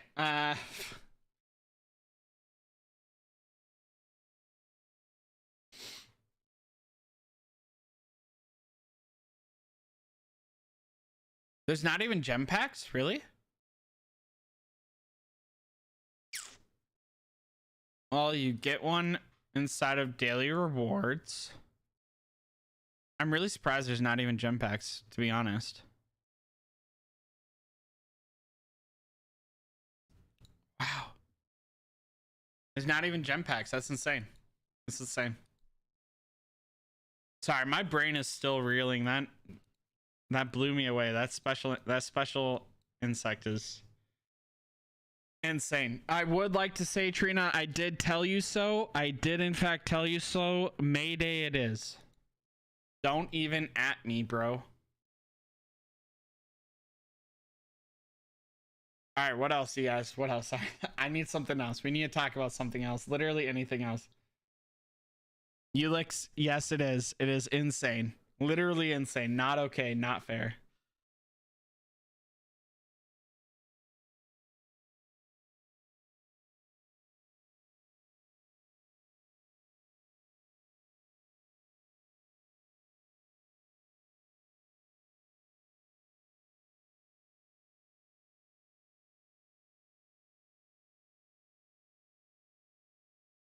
Yeah, Jason, that's what we're doing right now. For those that don't know, huge shout out to Sin. Huge shout out to Sin, especially Orange, specifically Orange. So if you're from Sin and you're Orange, huge shout out to you. You've gotten my wife a little bit back into this game. And my wife is a shooter main. So huge shout out to Sin and huge shout out especially to Orange for getting my wife back into this game. So she's actually super excited about this insect now instead of me just wishing it never was printed.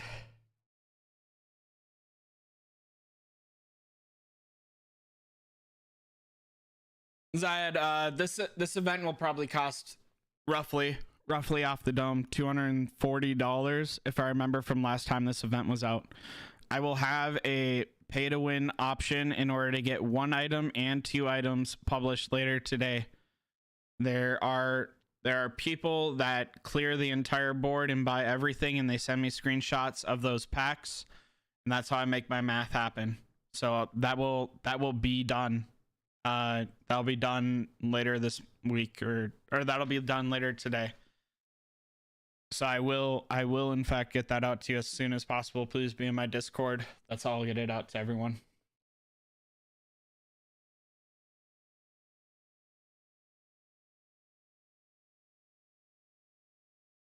Almond Joy, fairies are pre-placed. Thank you for getting me off this awful topic because I was not enjoying it.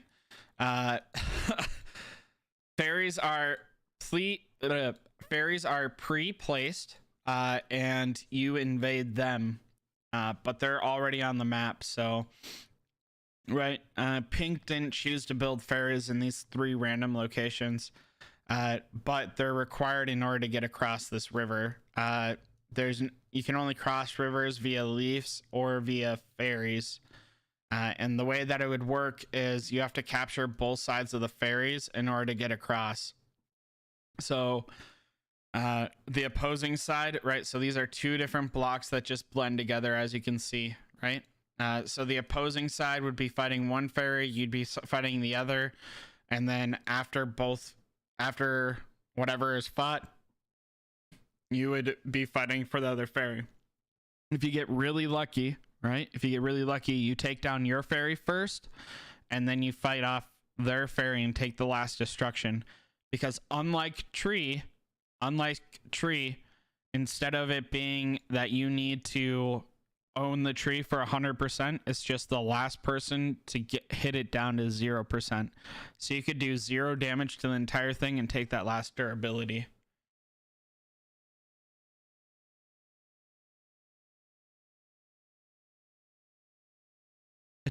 Etwapia, what's the best options for free to play for what?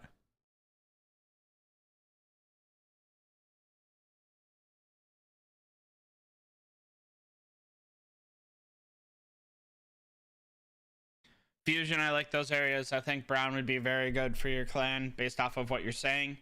And I think that purple would also be very good. Starfires, I've never drinking decaf a day in my life.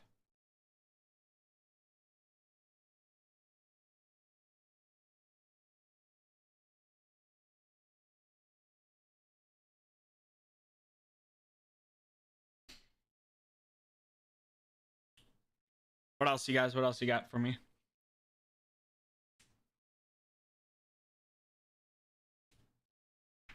Trina, why do you need to buy 4 items? It should just be 3, right? Unless you're going for a cosmetic, I guess.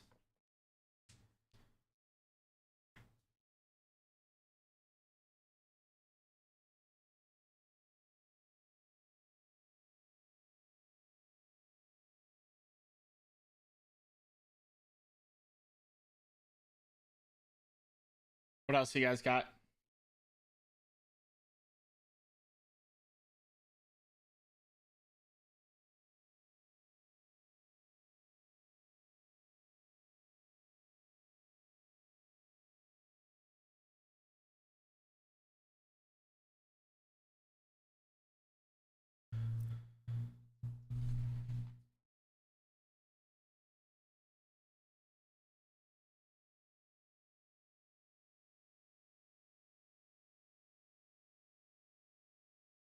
I'd recommend doing full rallies, Stilgar, if everything was the same. If joining a rally and starting a rally is also both 5 stamina, I would always start and join rallies. I'm not saying that that person is incorrect. I'm saying that we're going to do a layer/residence hit in a little bit, and I'd like to see if that update actually took effect. I do not know if it took effect, right? So if I click rally here, this was, so it used to be a visual bug that this would say 10, or you wouldn't be able to join unless you had 10, but then it would only consume 5. So my understanding was that the thing that was changed is that now it says 10 or 5, and it'll allow you to join if you're only at 5. If it's also only 5 to join, it means rallies are the best. If I click invade, oh, never mind. All right, invading's also 5 stamina. Whew. Oh, bless our slow hearts. Invading is also 5 stamina. So now it really doesn't matter, but I'd always do rallies then. I would always do rallies until you get down to durability. Then you're going to want to send individual teams for durability. Reason why. Rallies will save on troop losses and destroy troops faster. Individuals that invade, I would max the new special ant like my heart earned it. I would also get 2 copies of it. If you cannot financially afford 2 copies, then I would get 1 copy and sit on it, but I would max it because in 2 to 4 weeks, another copy will be made available. They do at least 2 events per special ant. Yep, you are correct, Quirky. That was not my understanding of it, but you are correct. I would do a rally. I'd do a rally to get rid of the troops, right? Troops right here. After the troops are all gone, I'd invade for stamina. 2 reasons behind this. 1, rallies are more efficient for killing troops. 2, you don't want people to continuously waste stamina rallying to destroy durability if no need be. And you want to have the best chance of taking the last one durability. So if you're constantly invading, each troop type has, or each invade has another chance to hit the durability. So if you're fighting someone else for that layer or whatever, you're going to need to do that.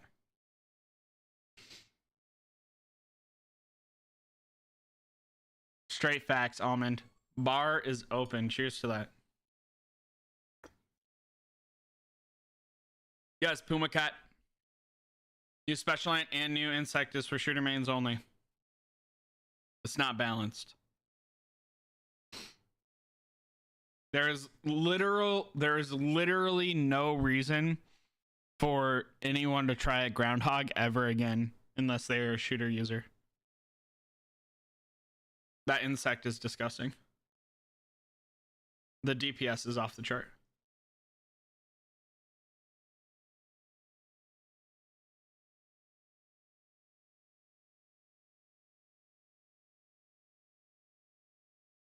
What else you guys got? Chewy, you best be buying 3 things this event.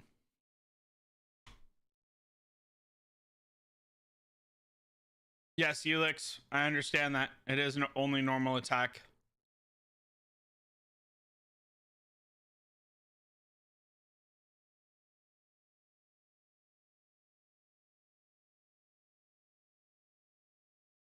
Oh, my game quit out on me.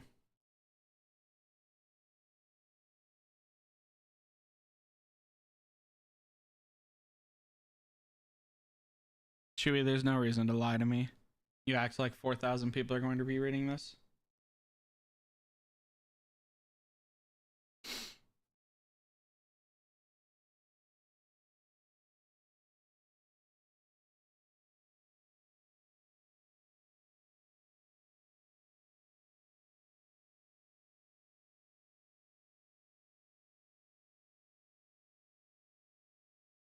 Oh, so there is balance. Okay.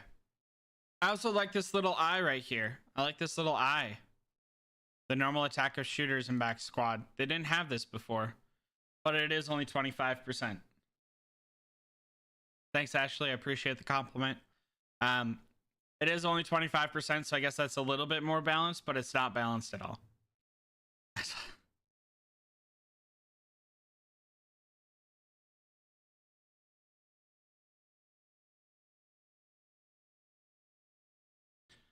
Yes, Thomas, you've about summarized all emotions and feelings.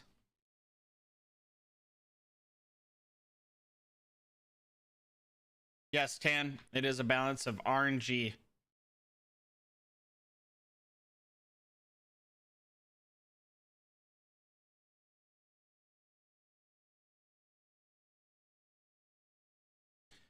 Shiloh, I will have that out in my Discord. Please consider joining my Discord to get that out to you, but right now I don't have that exact answer. I will do my best to get that out to you when I can. Yes, it does, Ulix. It also combines really well with the new pay-to-win shooter ant.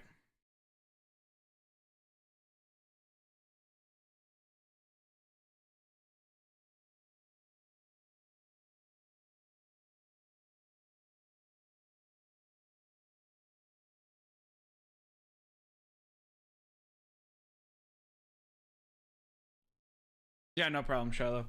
Sorry, it'll take a couple of hours to get that out to you. I'm live right now, and then I need the data sent to me on the cost and rewards of every pack.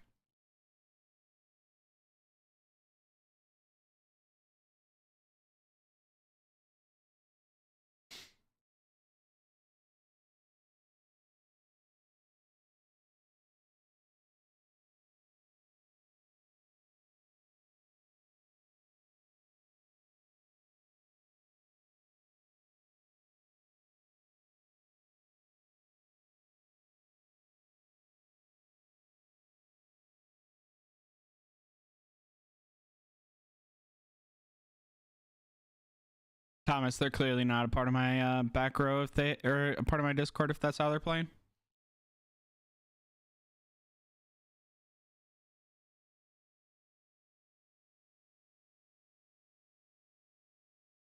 Starfires, we love whales here. If you're looking for a whale hate game, you're in the wrong player base right now.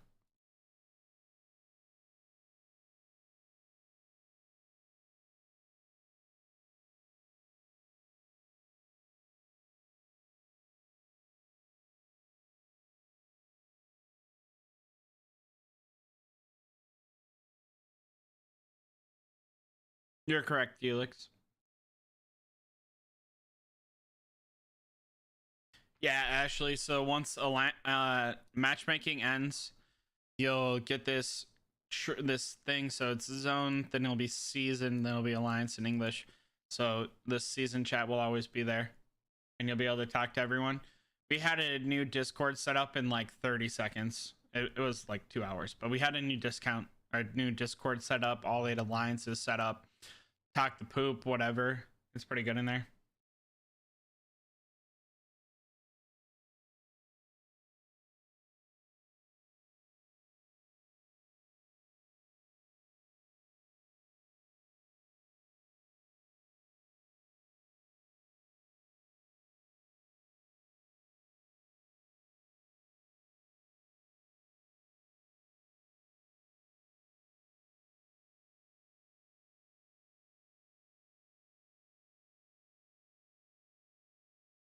What else you guys got?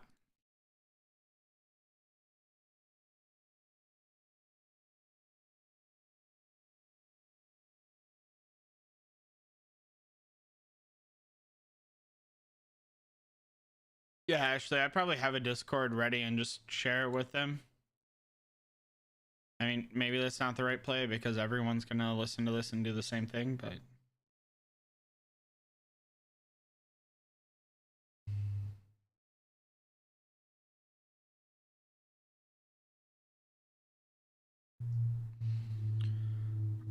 Ortree, I have no idea what you just sent. I don't understand what you're saying at all. Sorry.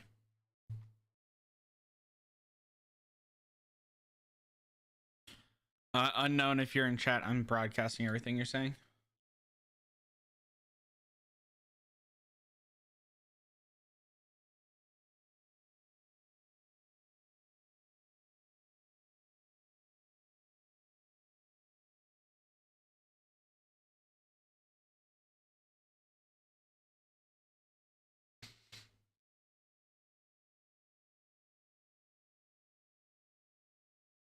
What else you guys got?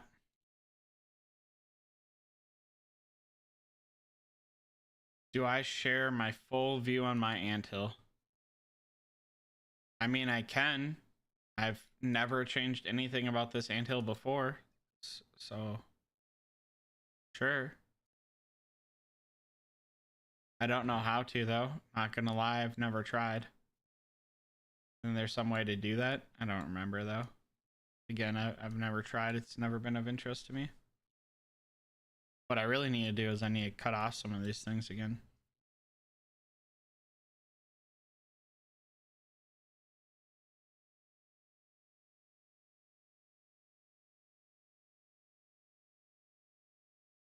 It's in the ornament building.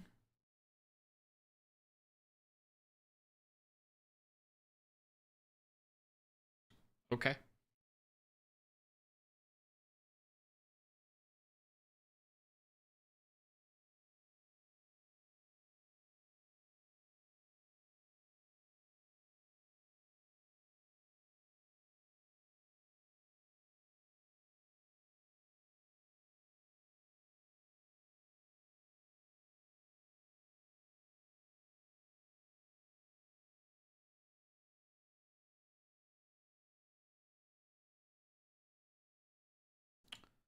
Oh, not inside. Click on it on my anthill.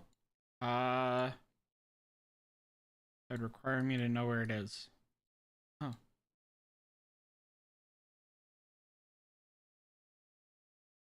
There you go. That's my anthill that I had no designing aspects of.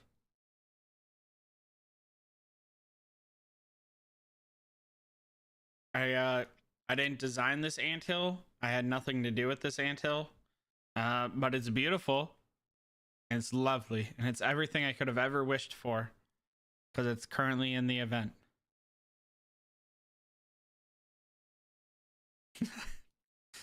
Like, I don't know.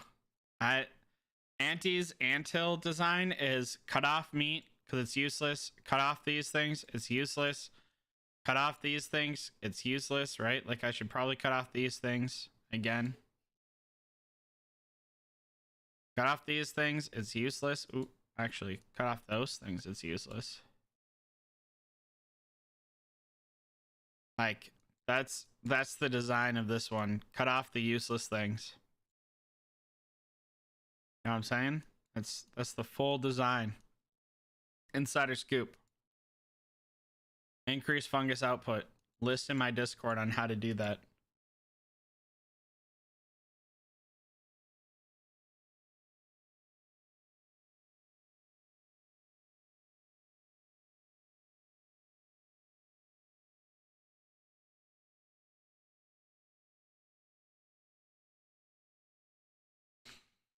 Hey, if there's a mod listening right now, I think based off of the fact that I have 4,500 YouTube subscribers, I should get this mod frame. I'm just saying. Maybe I should get a little bit of love and have a special frame. I promise I'll wear it. I'll promise I'll wear it. You know what I'm saying?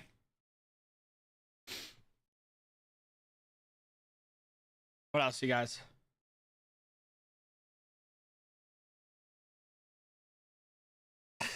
Ashley?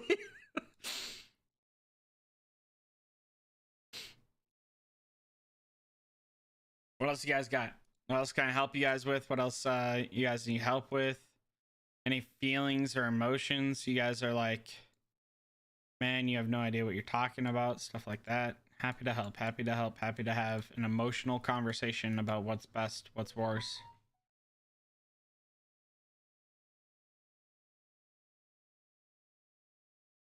I did that, Star. Sorry, we already looked at it. I can show it again if you want. We already looked at it. Whoa. We already looked at it. It was great. Yeah, we already looked at it, Starsfire. Shut it off. Then I went around and I closed off more buildings because I forgot that there was some buildings unlocked again. Moved on.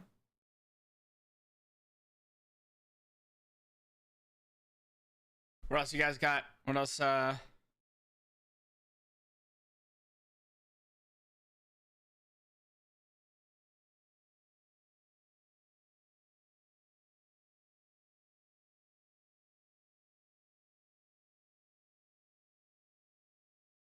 All the cheap packs.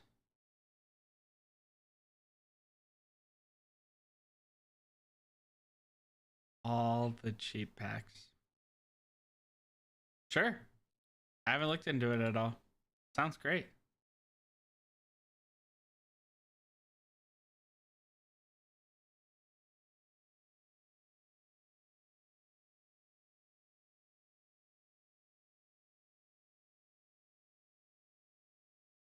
How many furs do you need? Like, is it just like a one fur per one thing?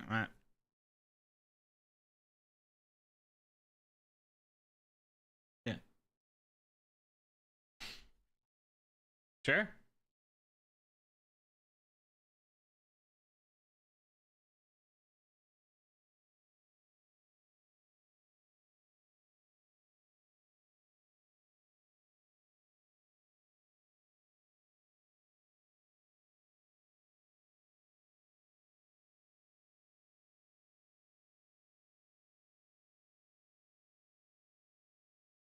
$200 per item. Got it, Fox. Okay. I'm still streaming, so I'm not gonna do this live, but I will figure it out how to get 200, 400, and then 600 furs per the cheapest route, right? 200 for those that just want the insect, 400 that just want the special in a copy, and then 600 for total. All right. I will figure it out. but not while I'm live. Thank you, Fox, for sending me the data. I will figure it out. I promise I'll get to it. Just, you know, let me breathe a little bit. What else you guys got? Anything else you guys want help with? Any questions, comments, concerns, queries, conundrums, quiffles, quabbles, quibbles, quaddles, noobles, quashles? I don't know, another keyword there. Quidditch.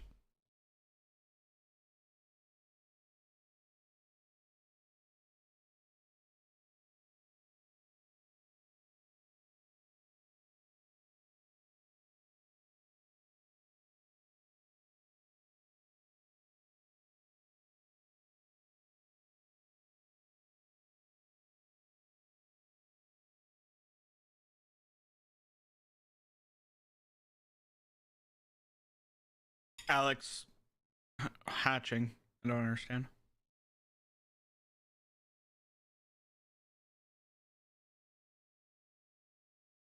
Hatching is the best way to get orange special ants. Nope. I was approached about a sponsorship by them and I politely turned them down. I've never used the app.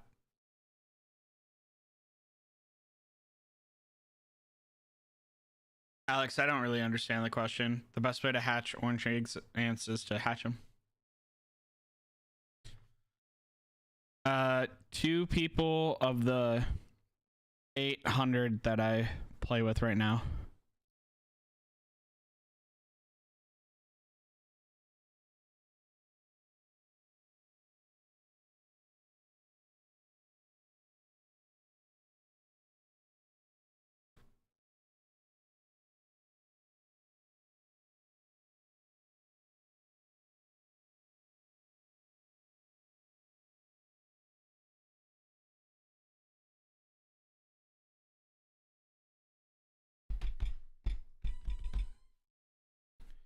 Yeah. But we don't have like a huge whale pool, right? And even like a dupe is not that common so far. I do have 1 orange season special ants though. Well, as of last hatch day, Ashley, as of last hatch day, there was only 114 eggs. Even if like max spender you could buy, it was 114. So.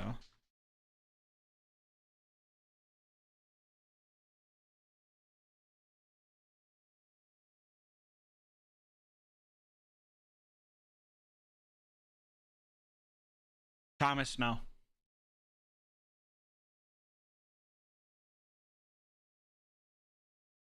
Thomas, there's degen shells that you could be buying from the VIP shop for not that many diamonds. I think it's like 20,000 diamonds.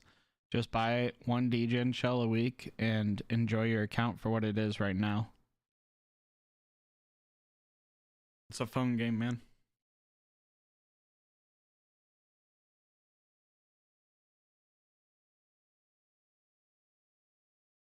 Yeah, correct. And you have to remember, so like this hatch right here is not only a diluted pool in like a basic sense of diluted pool.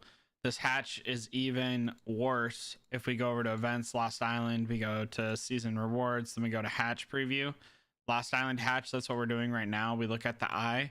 This hatch is even worse because it is 2 times more likely when we hatch an orange ant that we hatch a regular orange ant, if not more than that. So in some cases, it's getting close to 3 times more likely.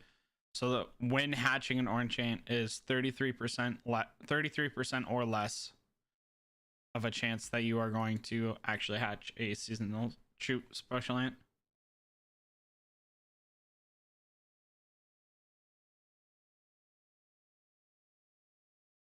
I mean, Thomas, yeah, you're absolutely right, but a degen shell or a few degen shells will get you there. Holding back exotics will prevent, like, leg you behind in PvP. It'll leg you behind in PvP. Groundhog, if you're like do golden armor, it'll leg you behind in, like, you name it. You're falling farther behind. Just get a degen shell.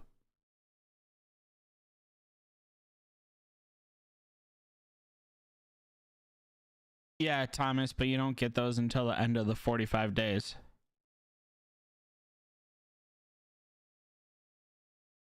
top 101. Probably butchering your name. It's a part of server versus server, and it's every Thursday.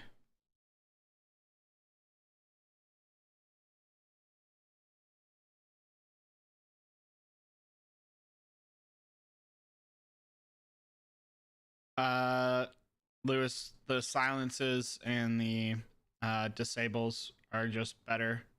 If you're losing to Banshee Panda with that lineup, you're just getting really bad RNG.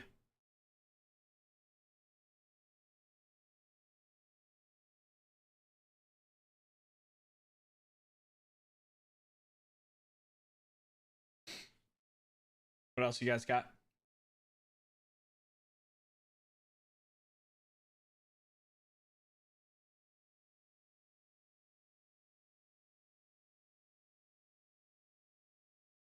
We don't talk that harsh here, Ashley. Panda's not necessarily trash. I think Panda's like a solid A tier, maybe B tier special ant.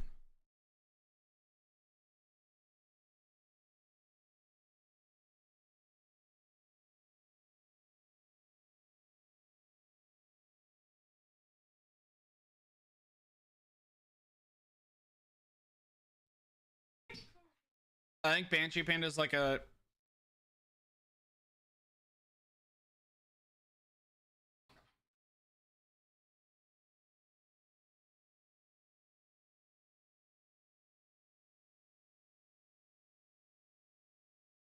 Chewy, we all know you're a Guardian main user. I don't know why you're talking right now.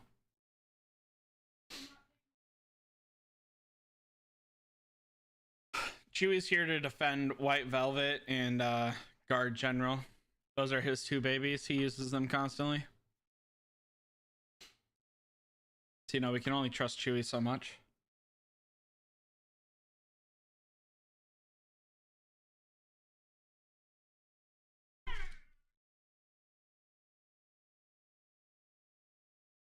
Yes, Ashley, against the Slim Arch Giant Tooth meta, Banshee Panda is not very good. But I mean, that's true about literally any special ant we talk about right now.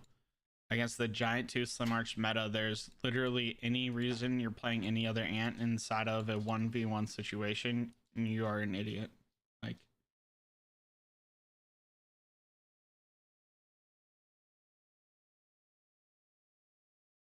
Lewis, I think the other best defensive zone is either diarrhea or purple, or no, probably orange or teal.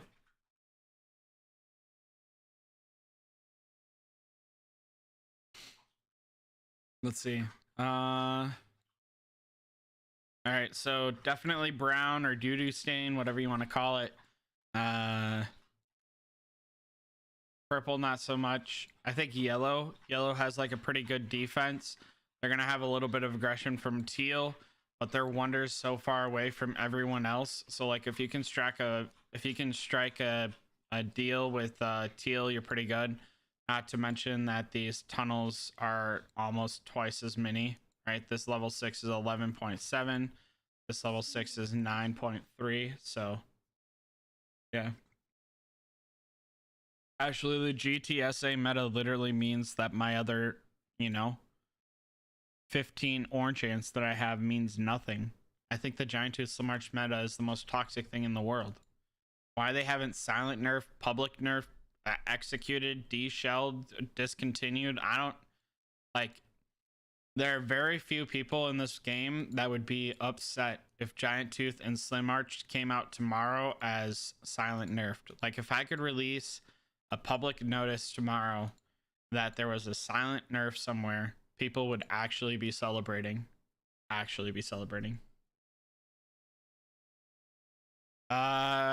Lewis, I can try, sorry. Brown is number 2. So number 2 definitely is like the most defensive, and then number 5 would be like my second favorite defensive lineup. But number 5 needs to reach a truce. Number 5 needs to reach a truce with number 6 because its wonder is really close. Number 5's wonder is really close to number 6. there is a natural born defense in that the tunnel is twice as high as any other tunnel that you get early access to, but its wonder is really close. So trying to strike a bargain with number 6 would be very beneficial for you.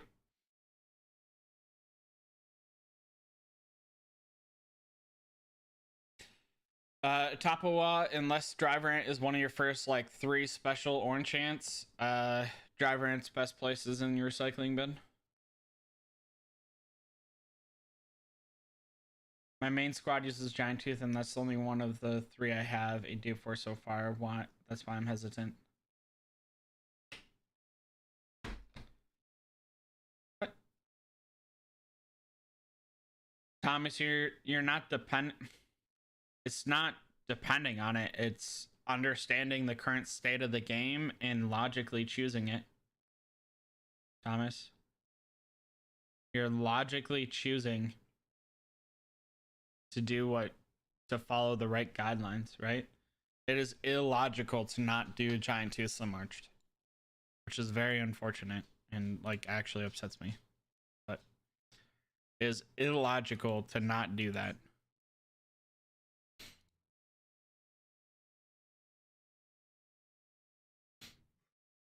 What else, you guys?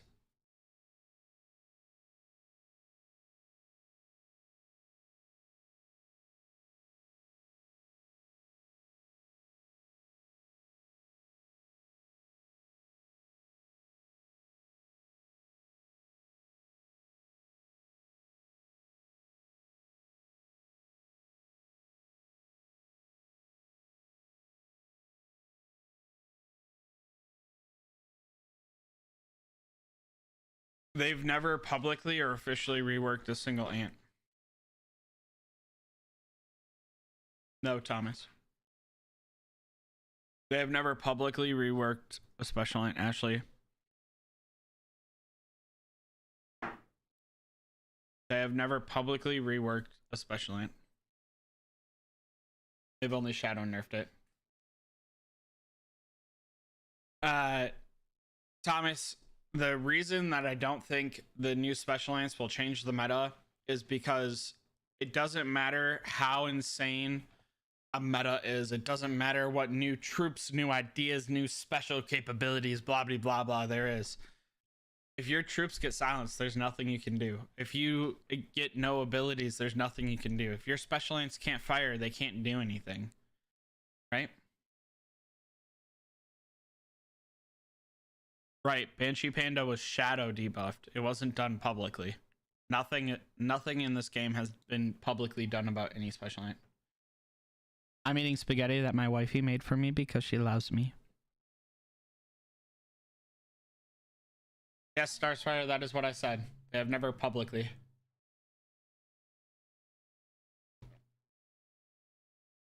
Actually, I do think Crystal Ant does have a chance of breaking the Giant Tooth Slim Arch meta. But that's pure speculation. And again, requires Golden Crystal to actually fire.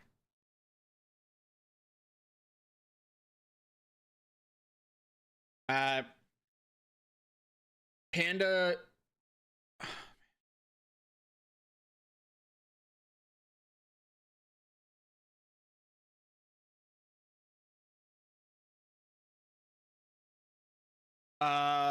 Feniel, I don't think Banshee Panda will ever be touched again. I think they learned their lesson.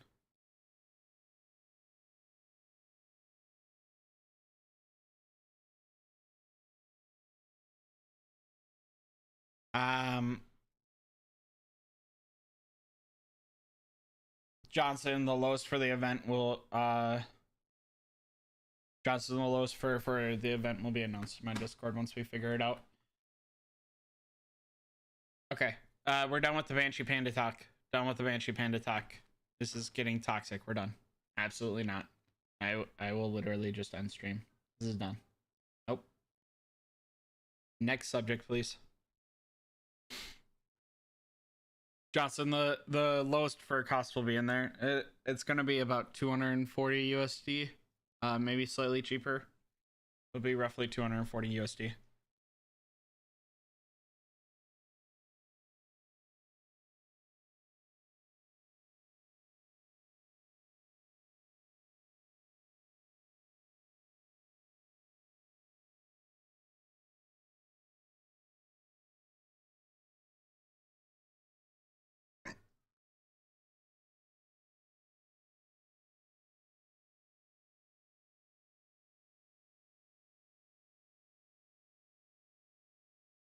The new ants will hopefully change things up, but something needs to happen. So.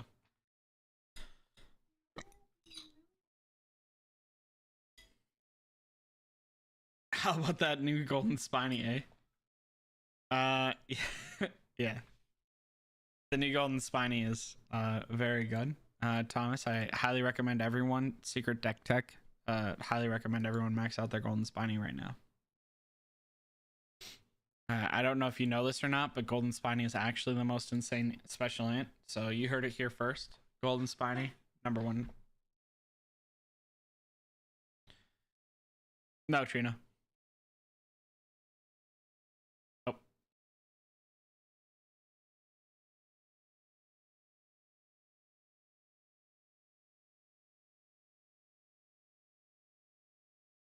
I've seen a 4-star golden spiny, Ashley. I've also had nightmares before. You know, not saying one leads to the other, but I am definitely saying I've had both before. Like,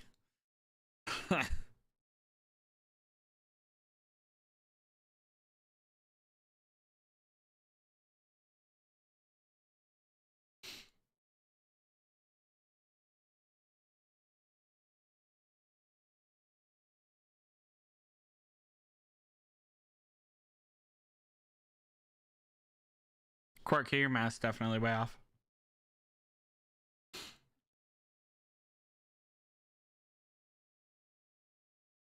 Yes. You're the spiny is really that bad. If spiny doesn't make you laugh when someone recommends using it, then you're not playing the same game as I am. Just fine. A lot of people don't play the same game I do.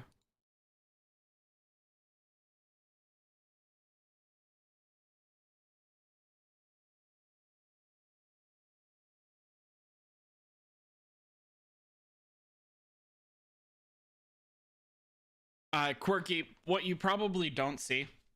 So in your defense, Quirky, what you probably don't see. Whoa. Okay. What you probably don't see, Quirky, is this $5 pack right here becomes a $10 pack. This $1 pack right here can become a different pack, if I remember correctly. But I have screenshots of what all the packs are going to be. So I will figure this out off stream.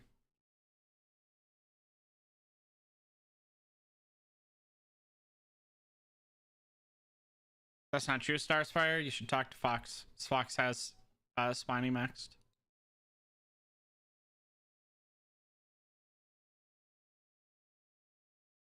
Lewis, other than taking the north location, I recommend realizing that you're a free-to-play alliance going into this event, chilling and having an enjoyable game with you.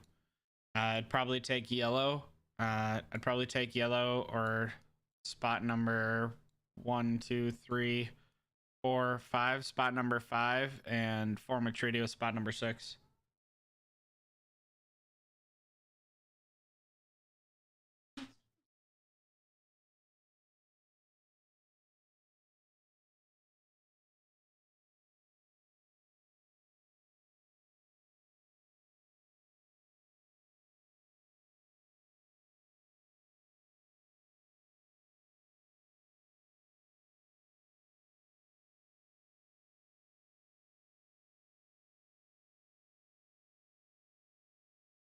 Because Fox is a collector, Starsfire.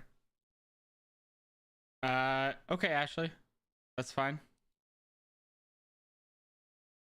I don't it doesn't really much impact me. I'm hoping that we do the best that we can and everyone enjoys the game. What I'm really hoping doesn't happen is that, you know, we get matched with a toxic other 7 alliances and people decide to quit the game. That could be the worst thing ever.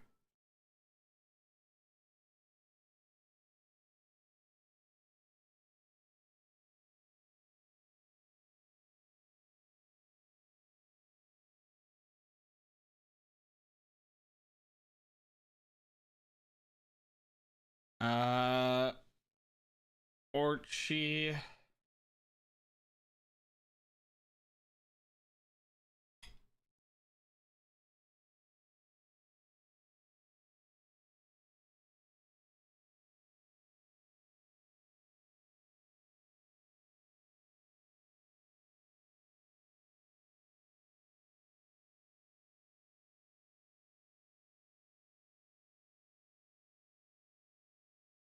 Orchie, if you check the thing, I typed it into Google Translate and hopefully that works. Orchie, I just typed it into chat. Hopefully that helps.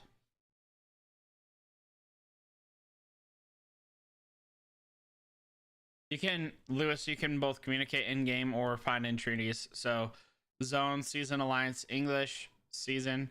I'd recommend Discord because this is like obviously open to everyone. But yeah.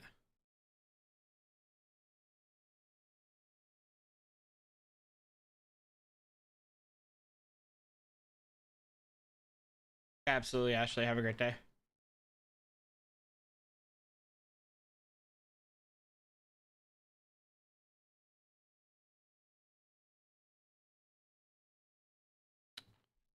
Uh, yeah, that's true, Lewis.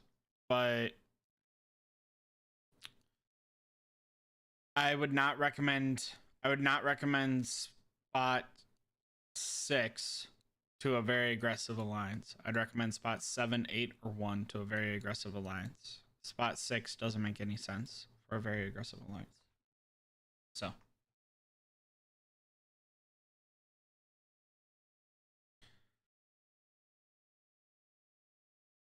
All right, you guys, is there anything else? What you guys thinking?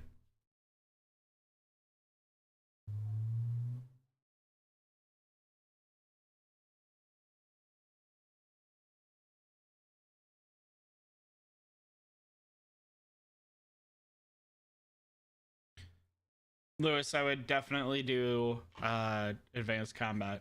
I only did a portion of zone fight on my main. I only did like the first 3 nodes. Yes, Thomas. I think spot 6 is good there. Mike B, check the description. My Discord is in the description below.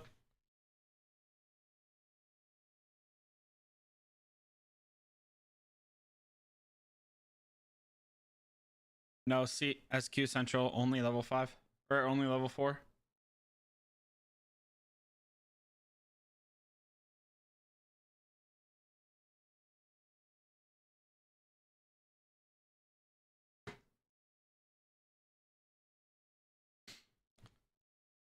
Fox uses Golden Spiny for Fox to take out the trash. That's what Golden Spiny really is used for right there. That's what she just said. I mean, what?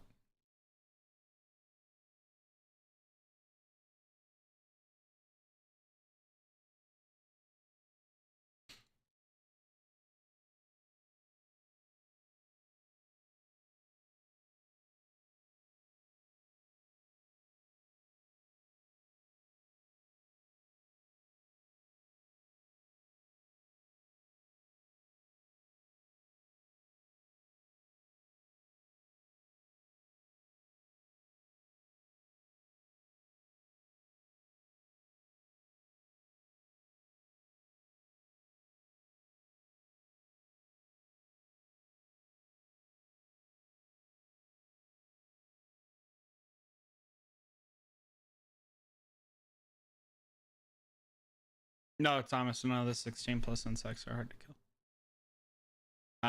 I've not changed anything about any of my formations, and I'm fine killing level 16 plus insects. We only have level 18 unlocked. 19 and 20 haven't unlocked for us yet.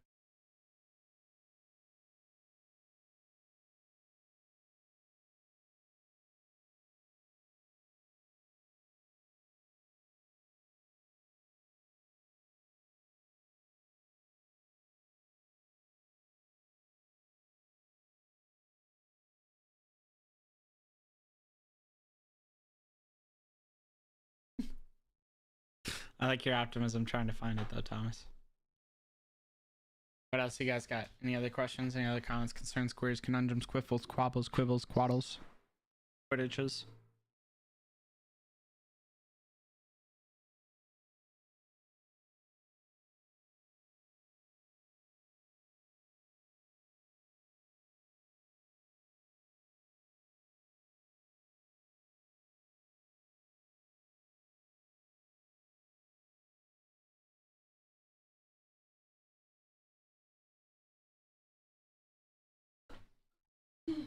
You'd be a fool not to get it if you're a pay-to-win player, Vincent. That's my thoughts on Lathy Sniffer. That's my official stance.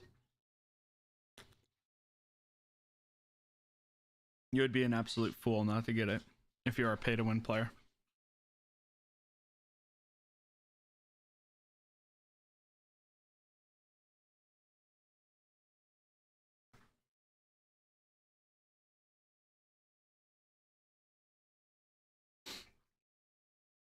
Lathy Sniffer seems unbalancedly unfair in the DPS category.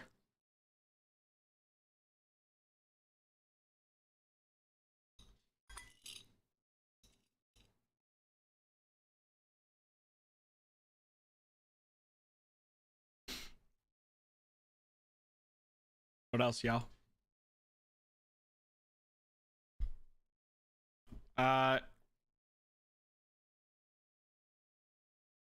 If Naya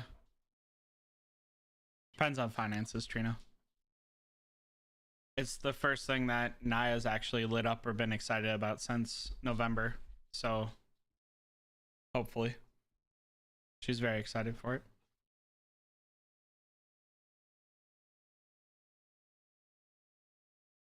Correct, Starspire, there'll be no kill event. It'll be replaced by its free choice. So this week is Groundhog. We only have one choice, and then it's Groundhog automatically for day 7. On kill event day, it's day 6 here. It's day 6 is free choice, and then day 7 is a free choice of that'll have a required event and one that you want to choose.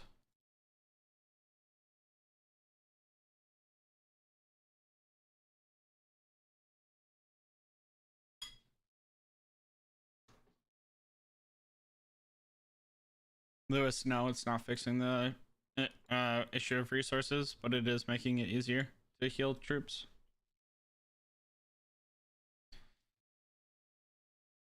So the insect is still insane, don't get me wrong. But I got a little bit excited by just reading the I button on it. It's good to know it only has a 25% chance of triggering. The rate of triggered splash effect when leading shooters. The normal attack of shooter squad will be 100%. But that's like basically a 4th skill on your 3rd row shooter ant every round is the way that I'd expect this to work, right?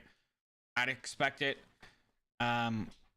every round, so 8 times you get to proc this, so there's likely 2 chances per round, right? That this, or per battle that this gets to proc, that you're dealing 100% more damage. That's insane. No, Starfire.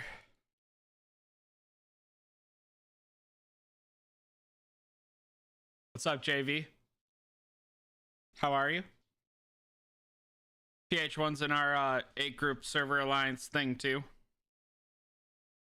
They answered a bunch of my PvP questions yesterday. It was really nice of them. Thank you.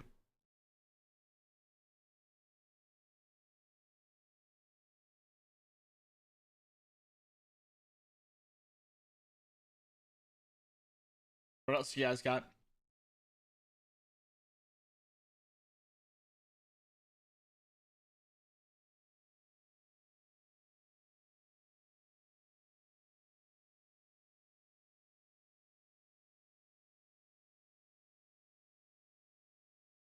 Vincent, I'm hoping to have a new shooter or a new PvP or a new tier list out here shortly. But if you have any specific questions, I can help you. Thank you again for the $5 donation.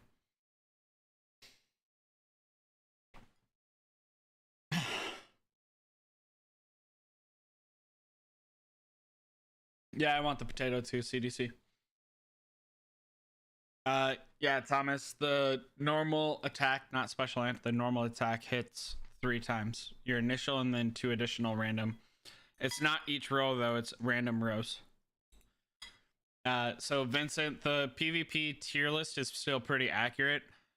We just have to add on the new ants. Likely won't change most of the rankings. Just will be in addition to that tier list.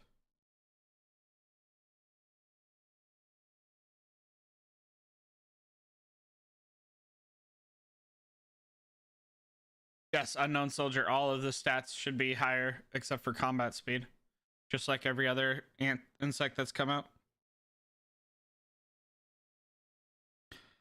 Yes, DH Ruvit. It's potentially one of the best DPS users that we've seen. New special ant is very good. They can hit any. They can hit any squad. Joshua, splash damage is explained in game. It's a normal damage. So if you go to the fur, you click on the insect, and you click I right next to splash damage. The normal attack of shooter squads in the backline will deal 100% damage to 2 other enemy squads additionally. So I guess it's not random, it's 2 additional.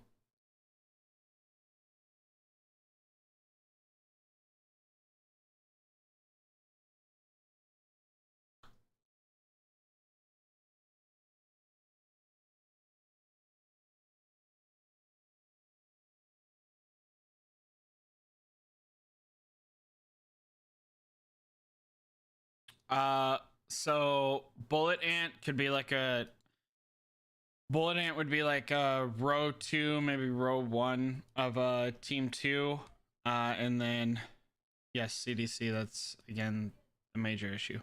But Lathia Sniffer is gonna be like a back row, right? So effective range 5, and then in the squad, so it'll be like a back row, mid row type thing.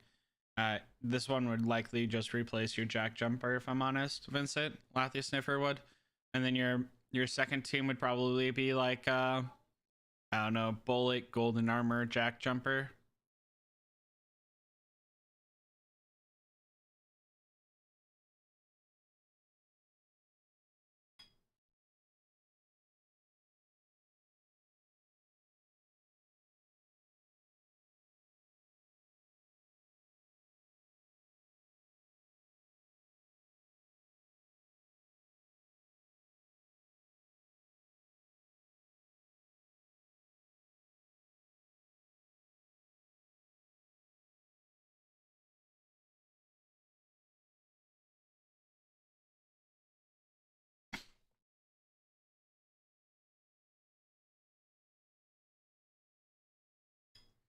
Yeah, just that guy. Yep. All just the exact same. You can click here, see that we have the same events happening. Still get a free choice day. The only thing that's different is day 7 on kill event day.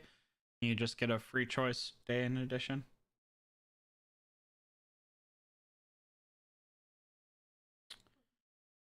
Like what day specifically, Starsfire? No, but it is gated behind this season milestone right here. This one right here. Tunnel level 9, Mysterious Wonder. I assume it'll be taken within like hours after that.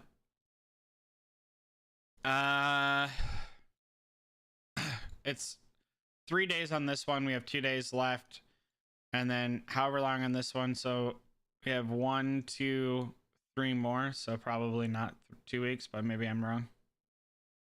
JV, that's true. Every day is KE.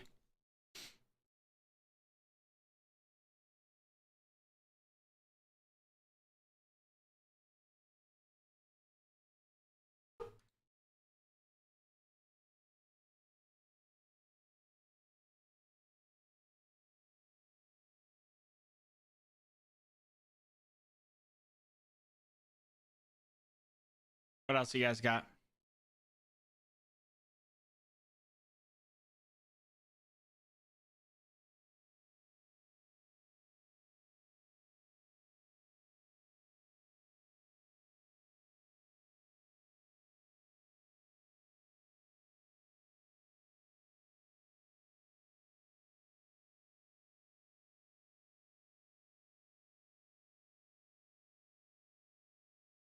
They all disappear and go to your lost island, as far as I know. I guess I don't actually have like a way to check that though.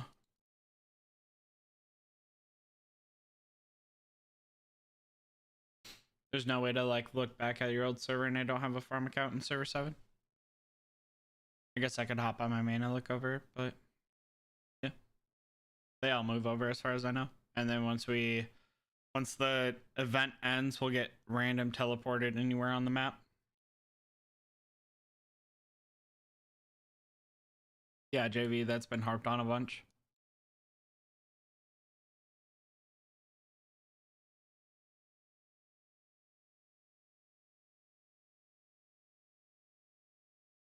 What else you guys got? Any other questions? Anything else I can help you guys out with? Yeah, just that guy. I'm doing my best.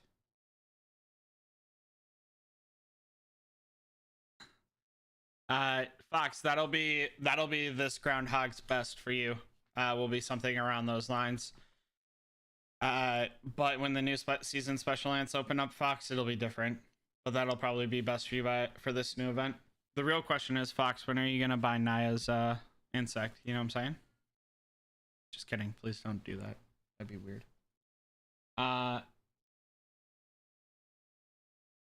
I don't have. I was never a part of Server 7, so this is a farm account of another friend. I guess Unknown Soldier, you could always like click on this and then change to Server 7 and look around. If it looks pretty barren around the tree and stuff, then they all disappear. But I would assume they all disappear. Yes, Stilgar, the only thing that doesn't drop your shield is reinforcing an anthill or building your own alliance tower. Reinforcing, essentially. Reinforcing does not take down your shield.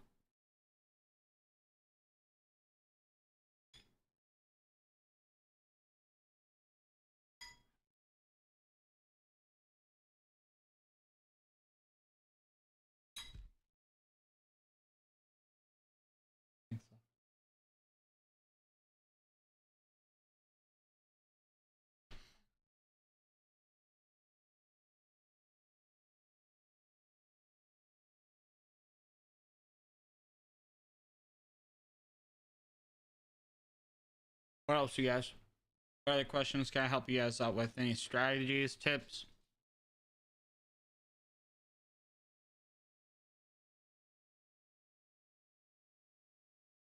Tonight's video was going to be like tower placement and PvP part 2.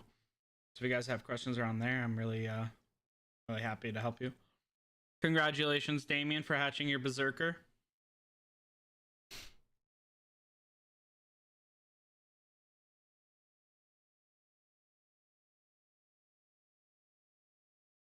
Nope, never once, Lewis. If I thought that, I just wouldn't play this game.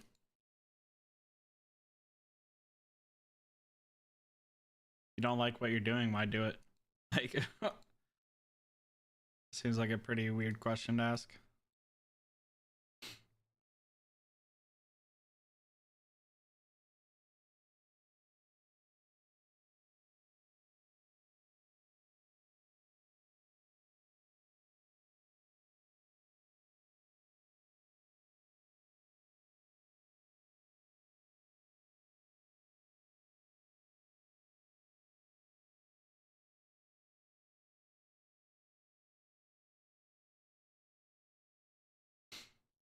Well,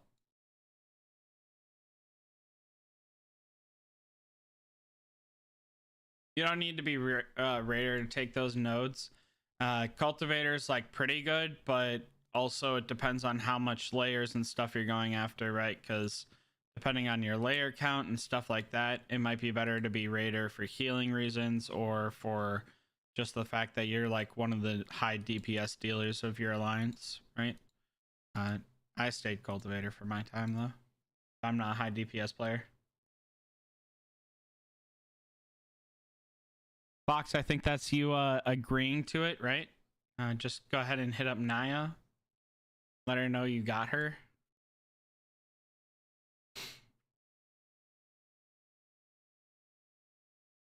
Yeah, you don't really need to be raider for those nodes. Anyways, I thought I'd do a couple of hatches on live.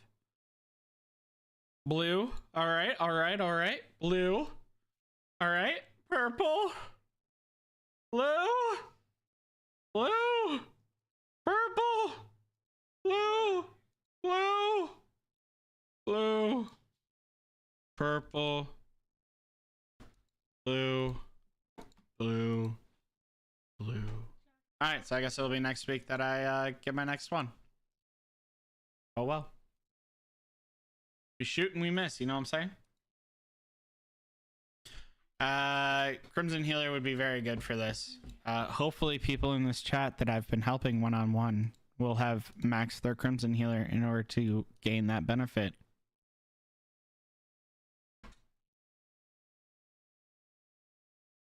You have to fully complete a tower for a Stilgar, but you only get a certain amount of players and only a certain distance into there based off of what location you take.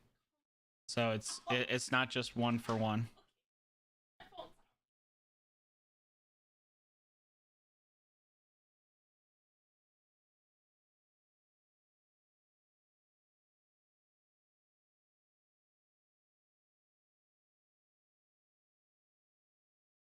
The first thing that you should do is get 20 nodes.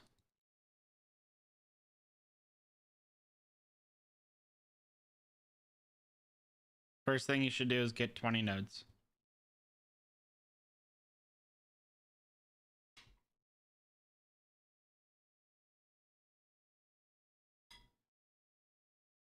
The starting island positions are all the Alliance blockhouses, Haley. They're viewable for you on your screen.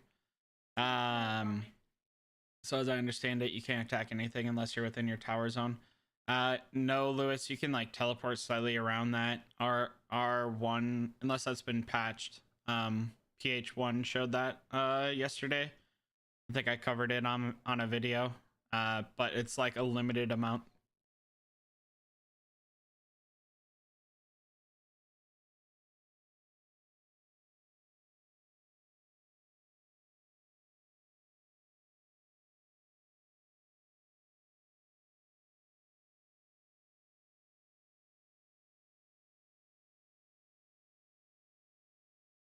$300's definitely enough. You need probably less than 150.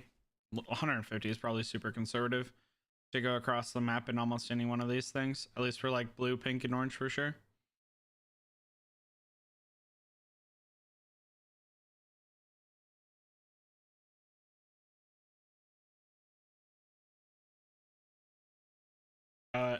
But you can also deconstruct towers, so it doesn't particularly matter, right? You can deconstruct towers so you have a chance at everything else. It's not that big of a deal. But your clay usage has to be off this chart inefficient for you to go through that many towers and not unlock everything in your starting area. Excuse me, sorry.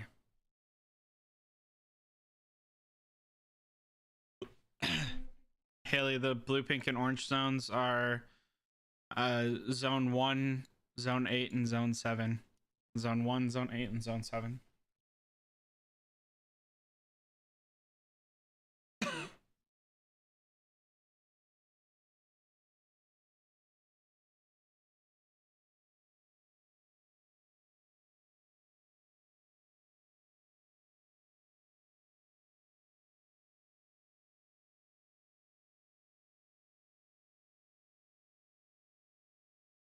Tapiwa, thank you for the compliment. I enjoy it. Sweet dreams. Have a good night.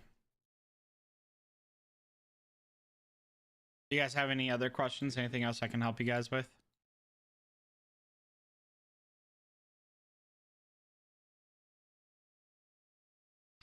Happy to help again. Happy to answer questions.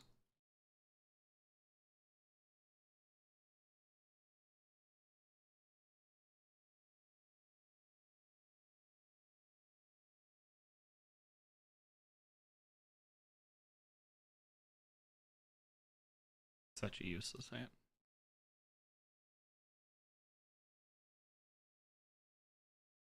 It's the zone you're originally in with. That's what we're talking about right now. It's literally the zone you're within with Haley. So if we look, all of these areas that I'm referring to by color are those starting areas. There's a map in my Discord to make it easier, or the last thumbnail of my last video also has it. We're trying to use numbers because a couple of people have brought up that they're colorblind, so I'm trying to be respectful of everyone watching my videos and watching my content to understand. So Blue is zone 1, pink is zone 8, and orange is zone 7. I recommend saving orange eggs not to stop you from getting 9th chest. But I've recommended saving orange eggs not to stop you from getting 9th chest for as long as I've been alive. So, or to prevent your count progression, right? So, like, you should be using your orange eggs until you have 12 maxed orange ants. And then you should be trying to save, right? So, like, if we look at a savings account, right? So, I'm not a financial advisor. Do not follow my financial advice, whatever explicit, words that I have to put in here. But in theory, you should put like what is it, like 20% into savings or something like that. Again, not a financial advisor. You should put like 20% in savings. So for every 10 tertiary eggs you have, you hatch 8 of them and you keep 2 of them, etc., right? So I'd put a little savings account of tertiary eggs every week aside. Yeah, no problem, Haley. Thomas, we invaded. We have a truce with pink. We invaded brown and we reached a ceasefire. We advanced our territory by 3 towers in this little arch right here. We'll complete the arch eventually, right? So we'll eventually build towers this way and take this one and whatever. But yeah, so yep, pretty easy, pretty easy going. When you get to the layers, the layer residents and wonders, do you surround them with towers or just meet them and go, defensively speaking? Layers and residents, I just tapped at and go. Would not bother to surround. Wonders, I would happily surround with towers. Right? I mean, I'm not talking excessive, right? So, like, I'm not talking like what LGN did. Right? This is excessive. This is not needed. You don't need to surround it. Thanks, Fox. I appreciate the $10. Thank you so much for all the love. You already do so much for this community, Fox. Thank you. This is excessive. This is what LGN did is excessive.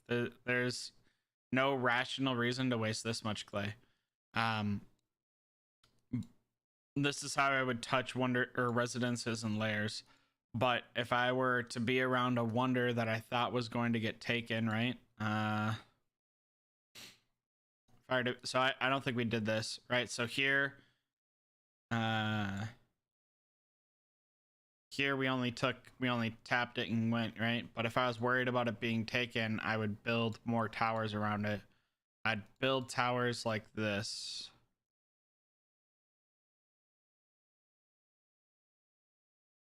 I would build a tower like this, right? So 1, 2, 3, 4. I'd build a tower like this so it always overlaps. 1, 2, 3, 4, 1, 2, 3, 4. So that way it's permanent overlap all the way around. This would be the most efficient way to place and not waste towers. This is the way to place, not what LGN did. This would use way less towers and they would have had way more clay today to rebuild. Again, that's just me. I mean, it's your alliance. You can build however you want. You don't have to listen to me. I just do this.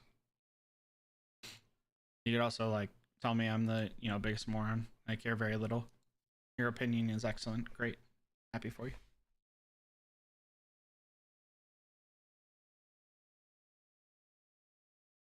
NPC troops fill wonders and layers when the alliance takes it. And I don't think you can abandon them. So here you can see that we have 5,400,000 NPC troops, and we could support it with an additional 100. We could support it with an additional 100 people. And that's for all fortresses, so layers, residences, and wonders. Fox, I really like your emojis. They're super cute. I just want to say that.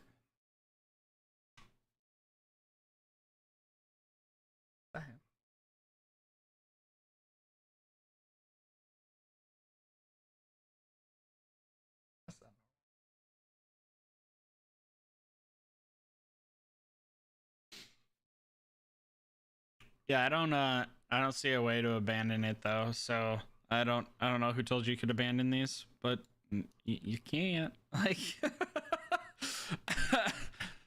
uh yeah, you can't. So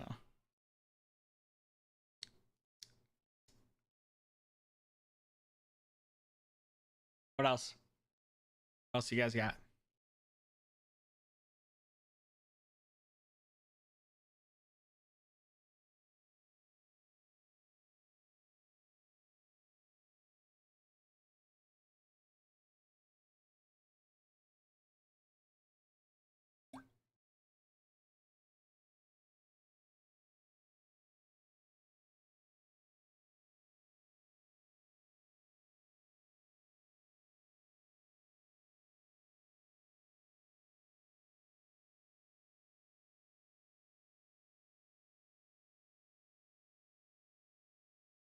All right, you guys, that kind of looks like that's the last of the questions. We've been streaming for a little over 3 hours, 3 hours and 15 minutes.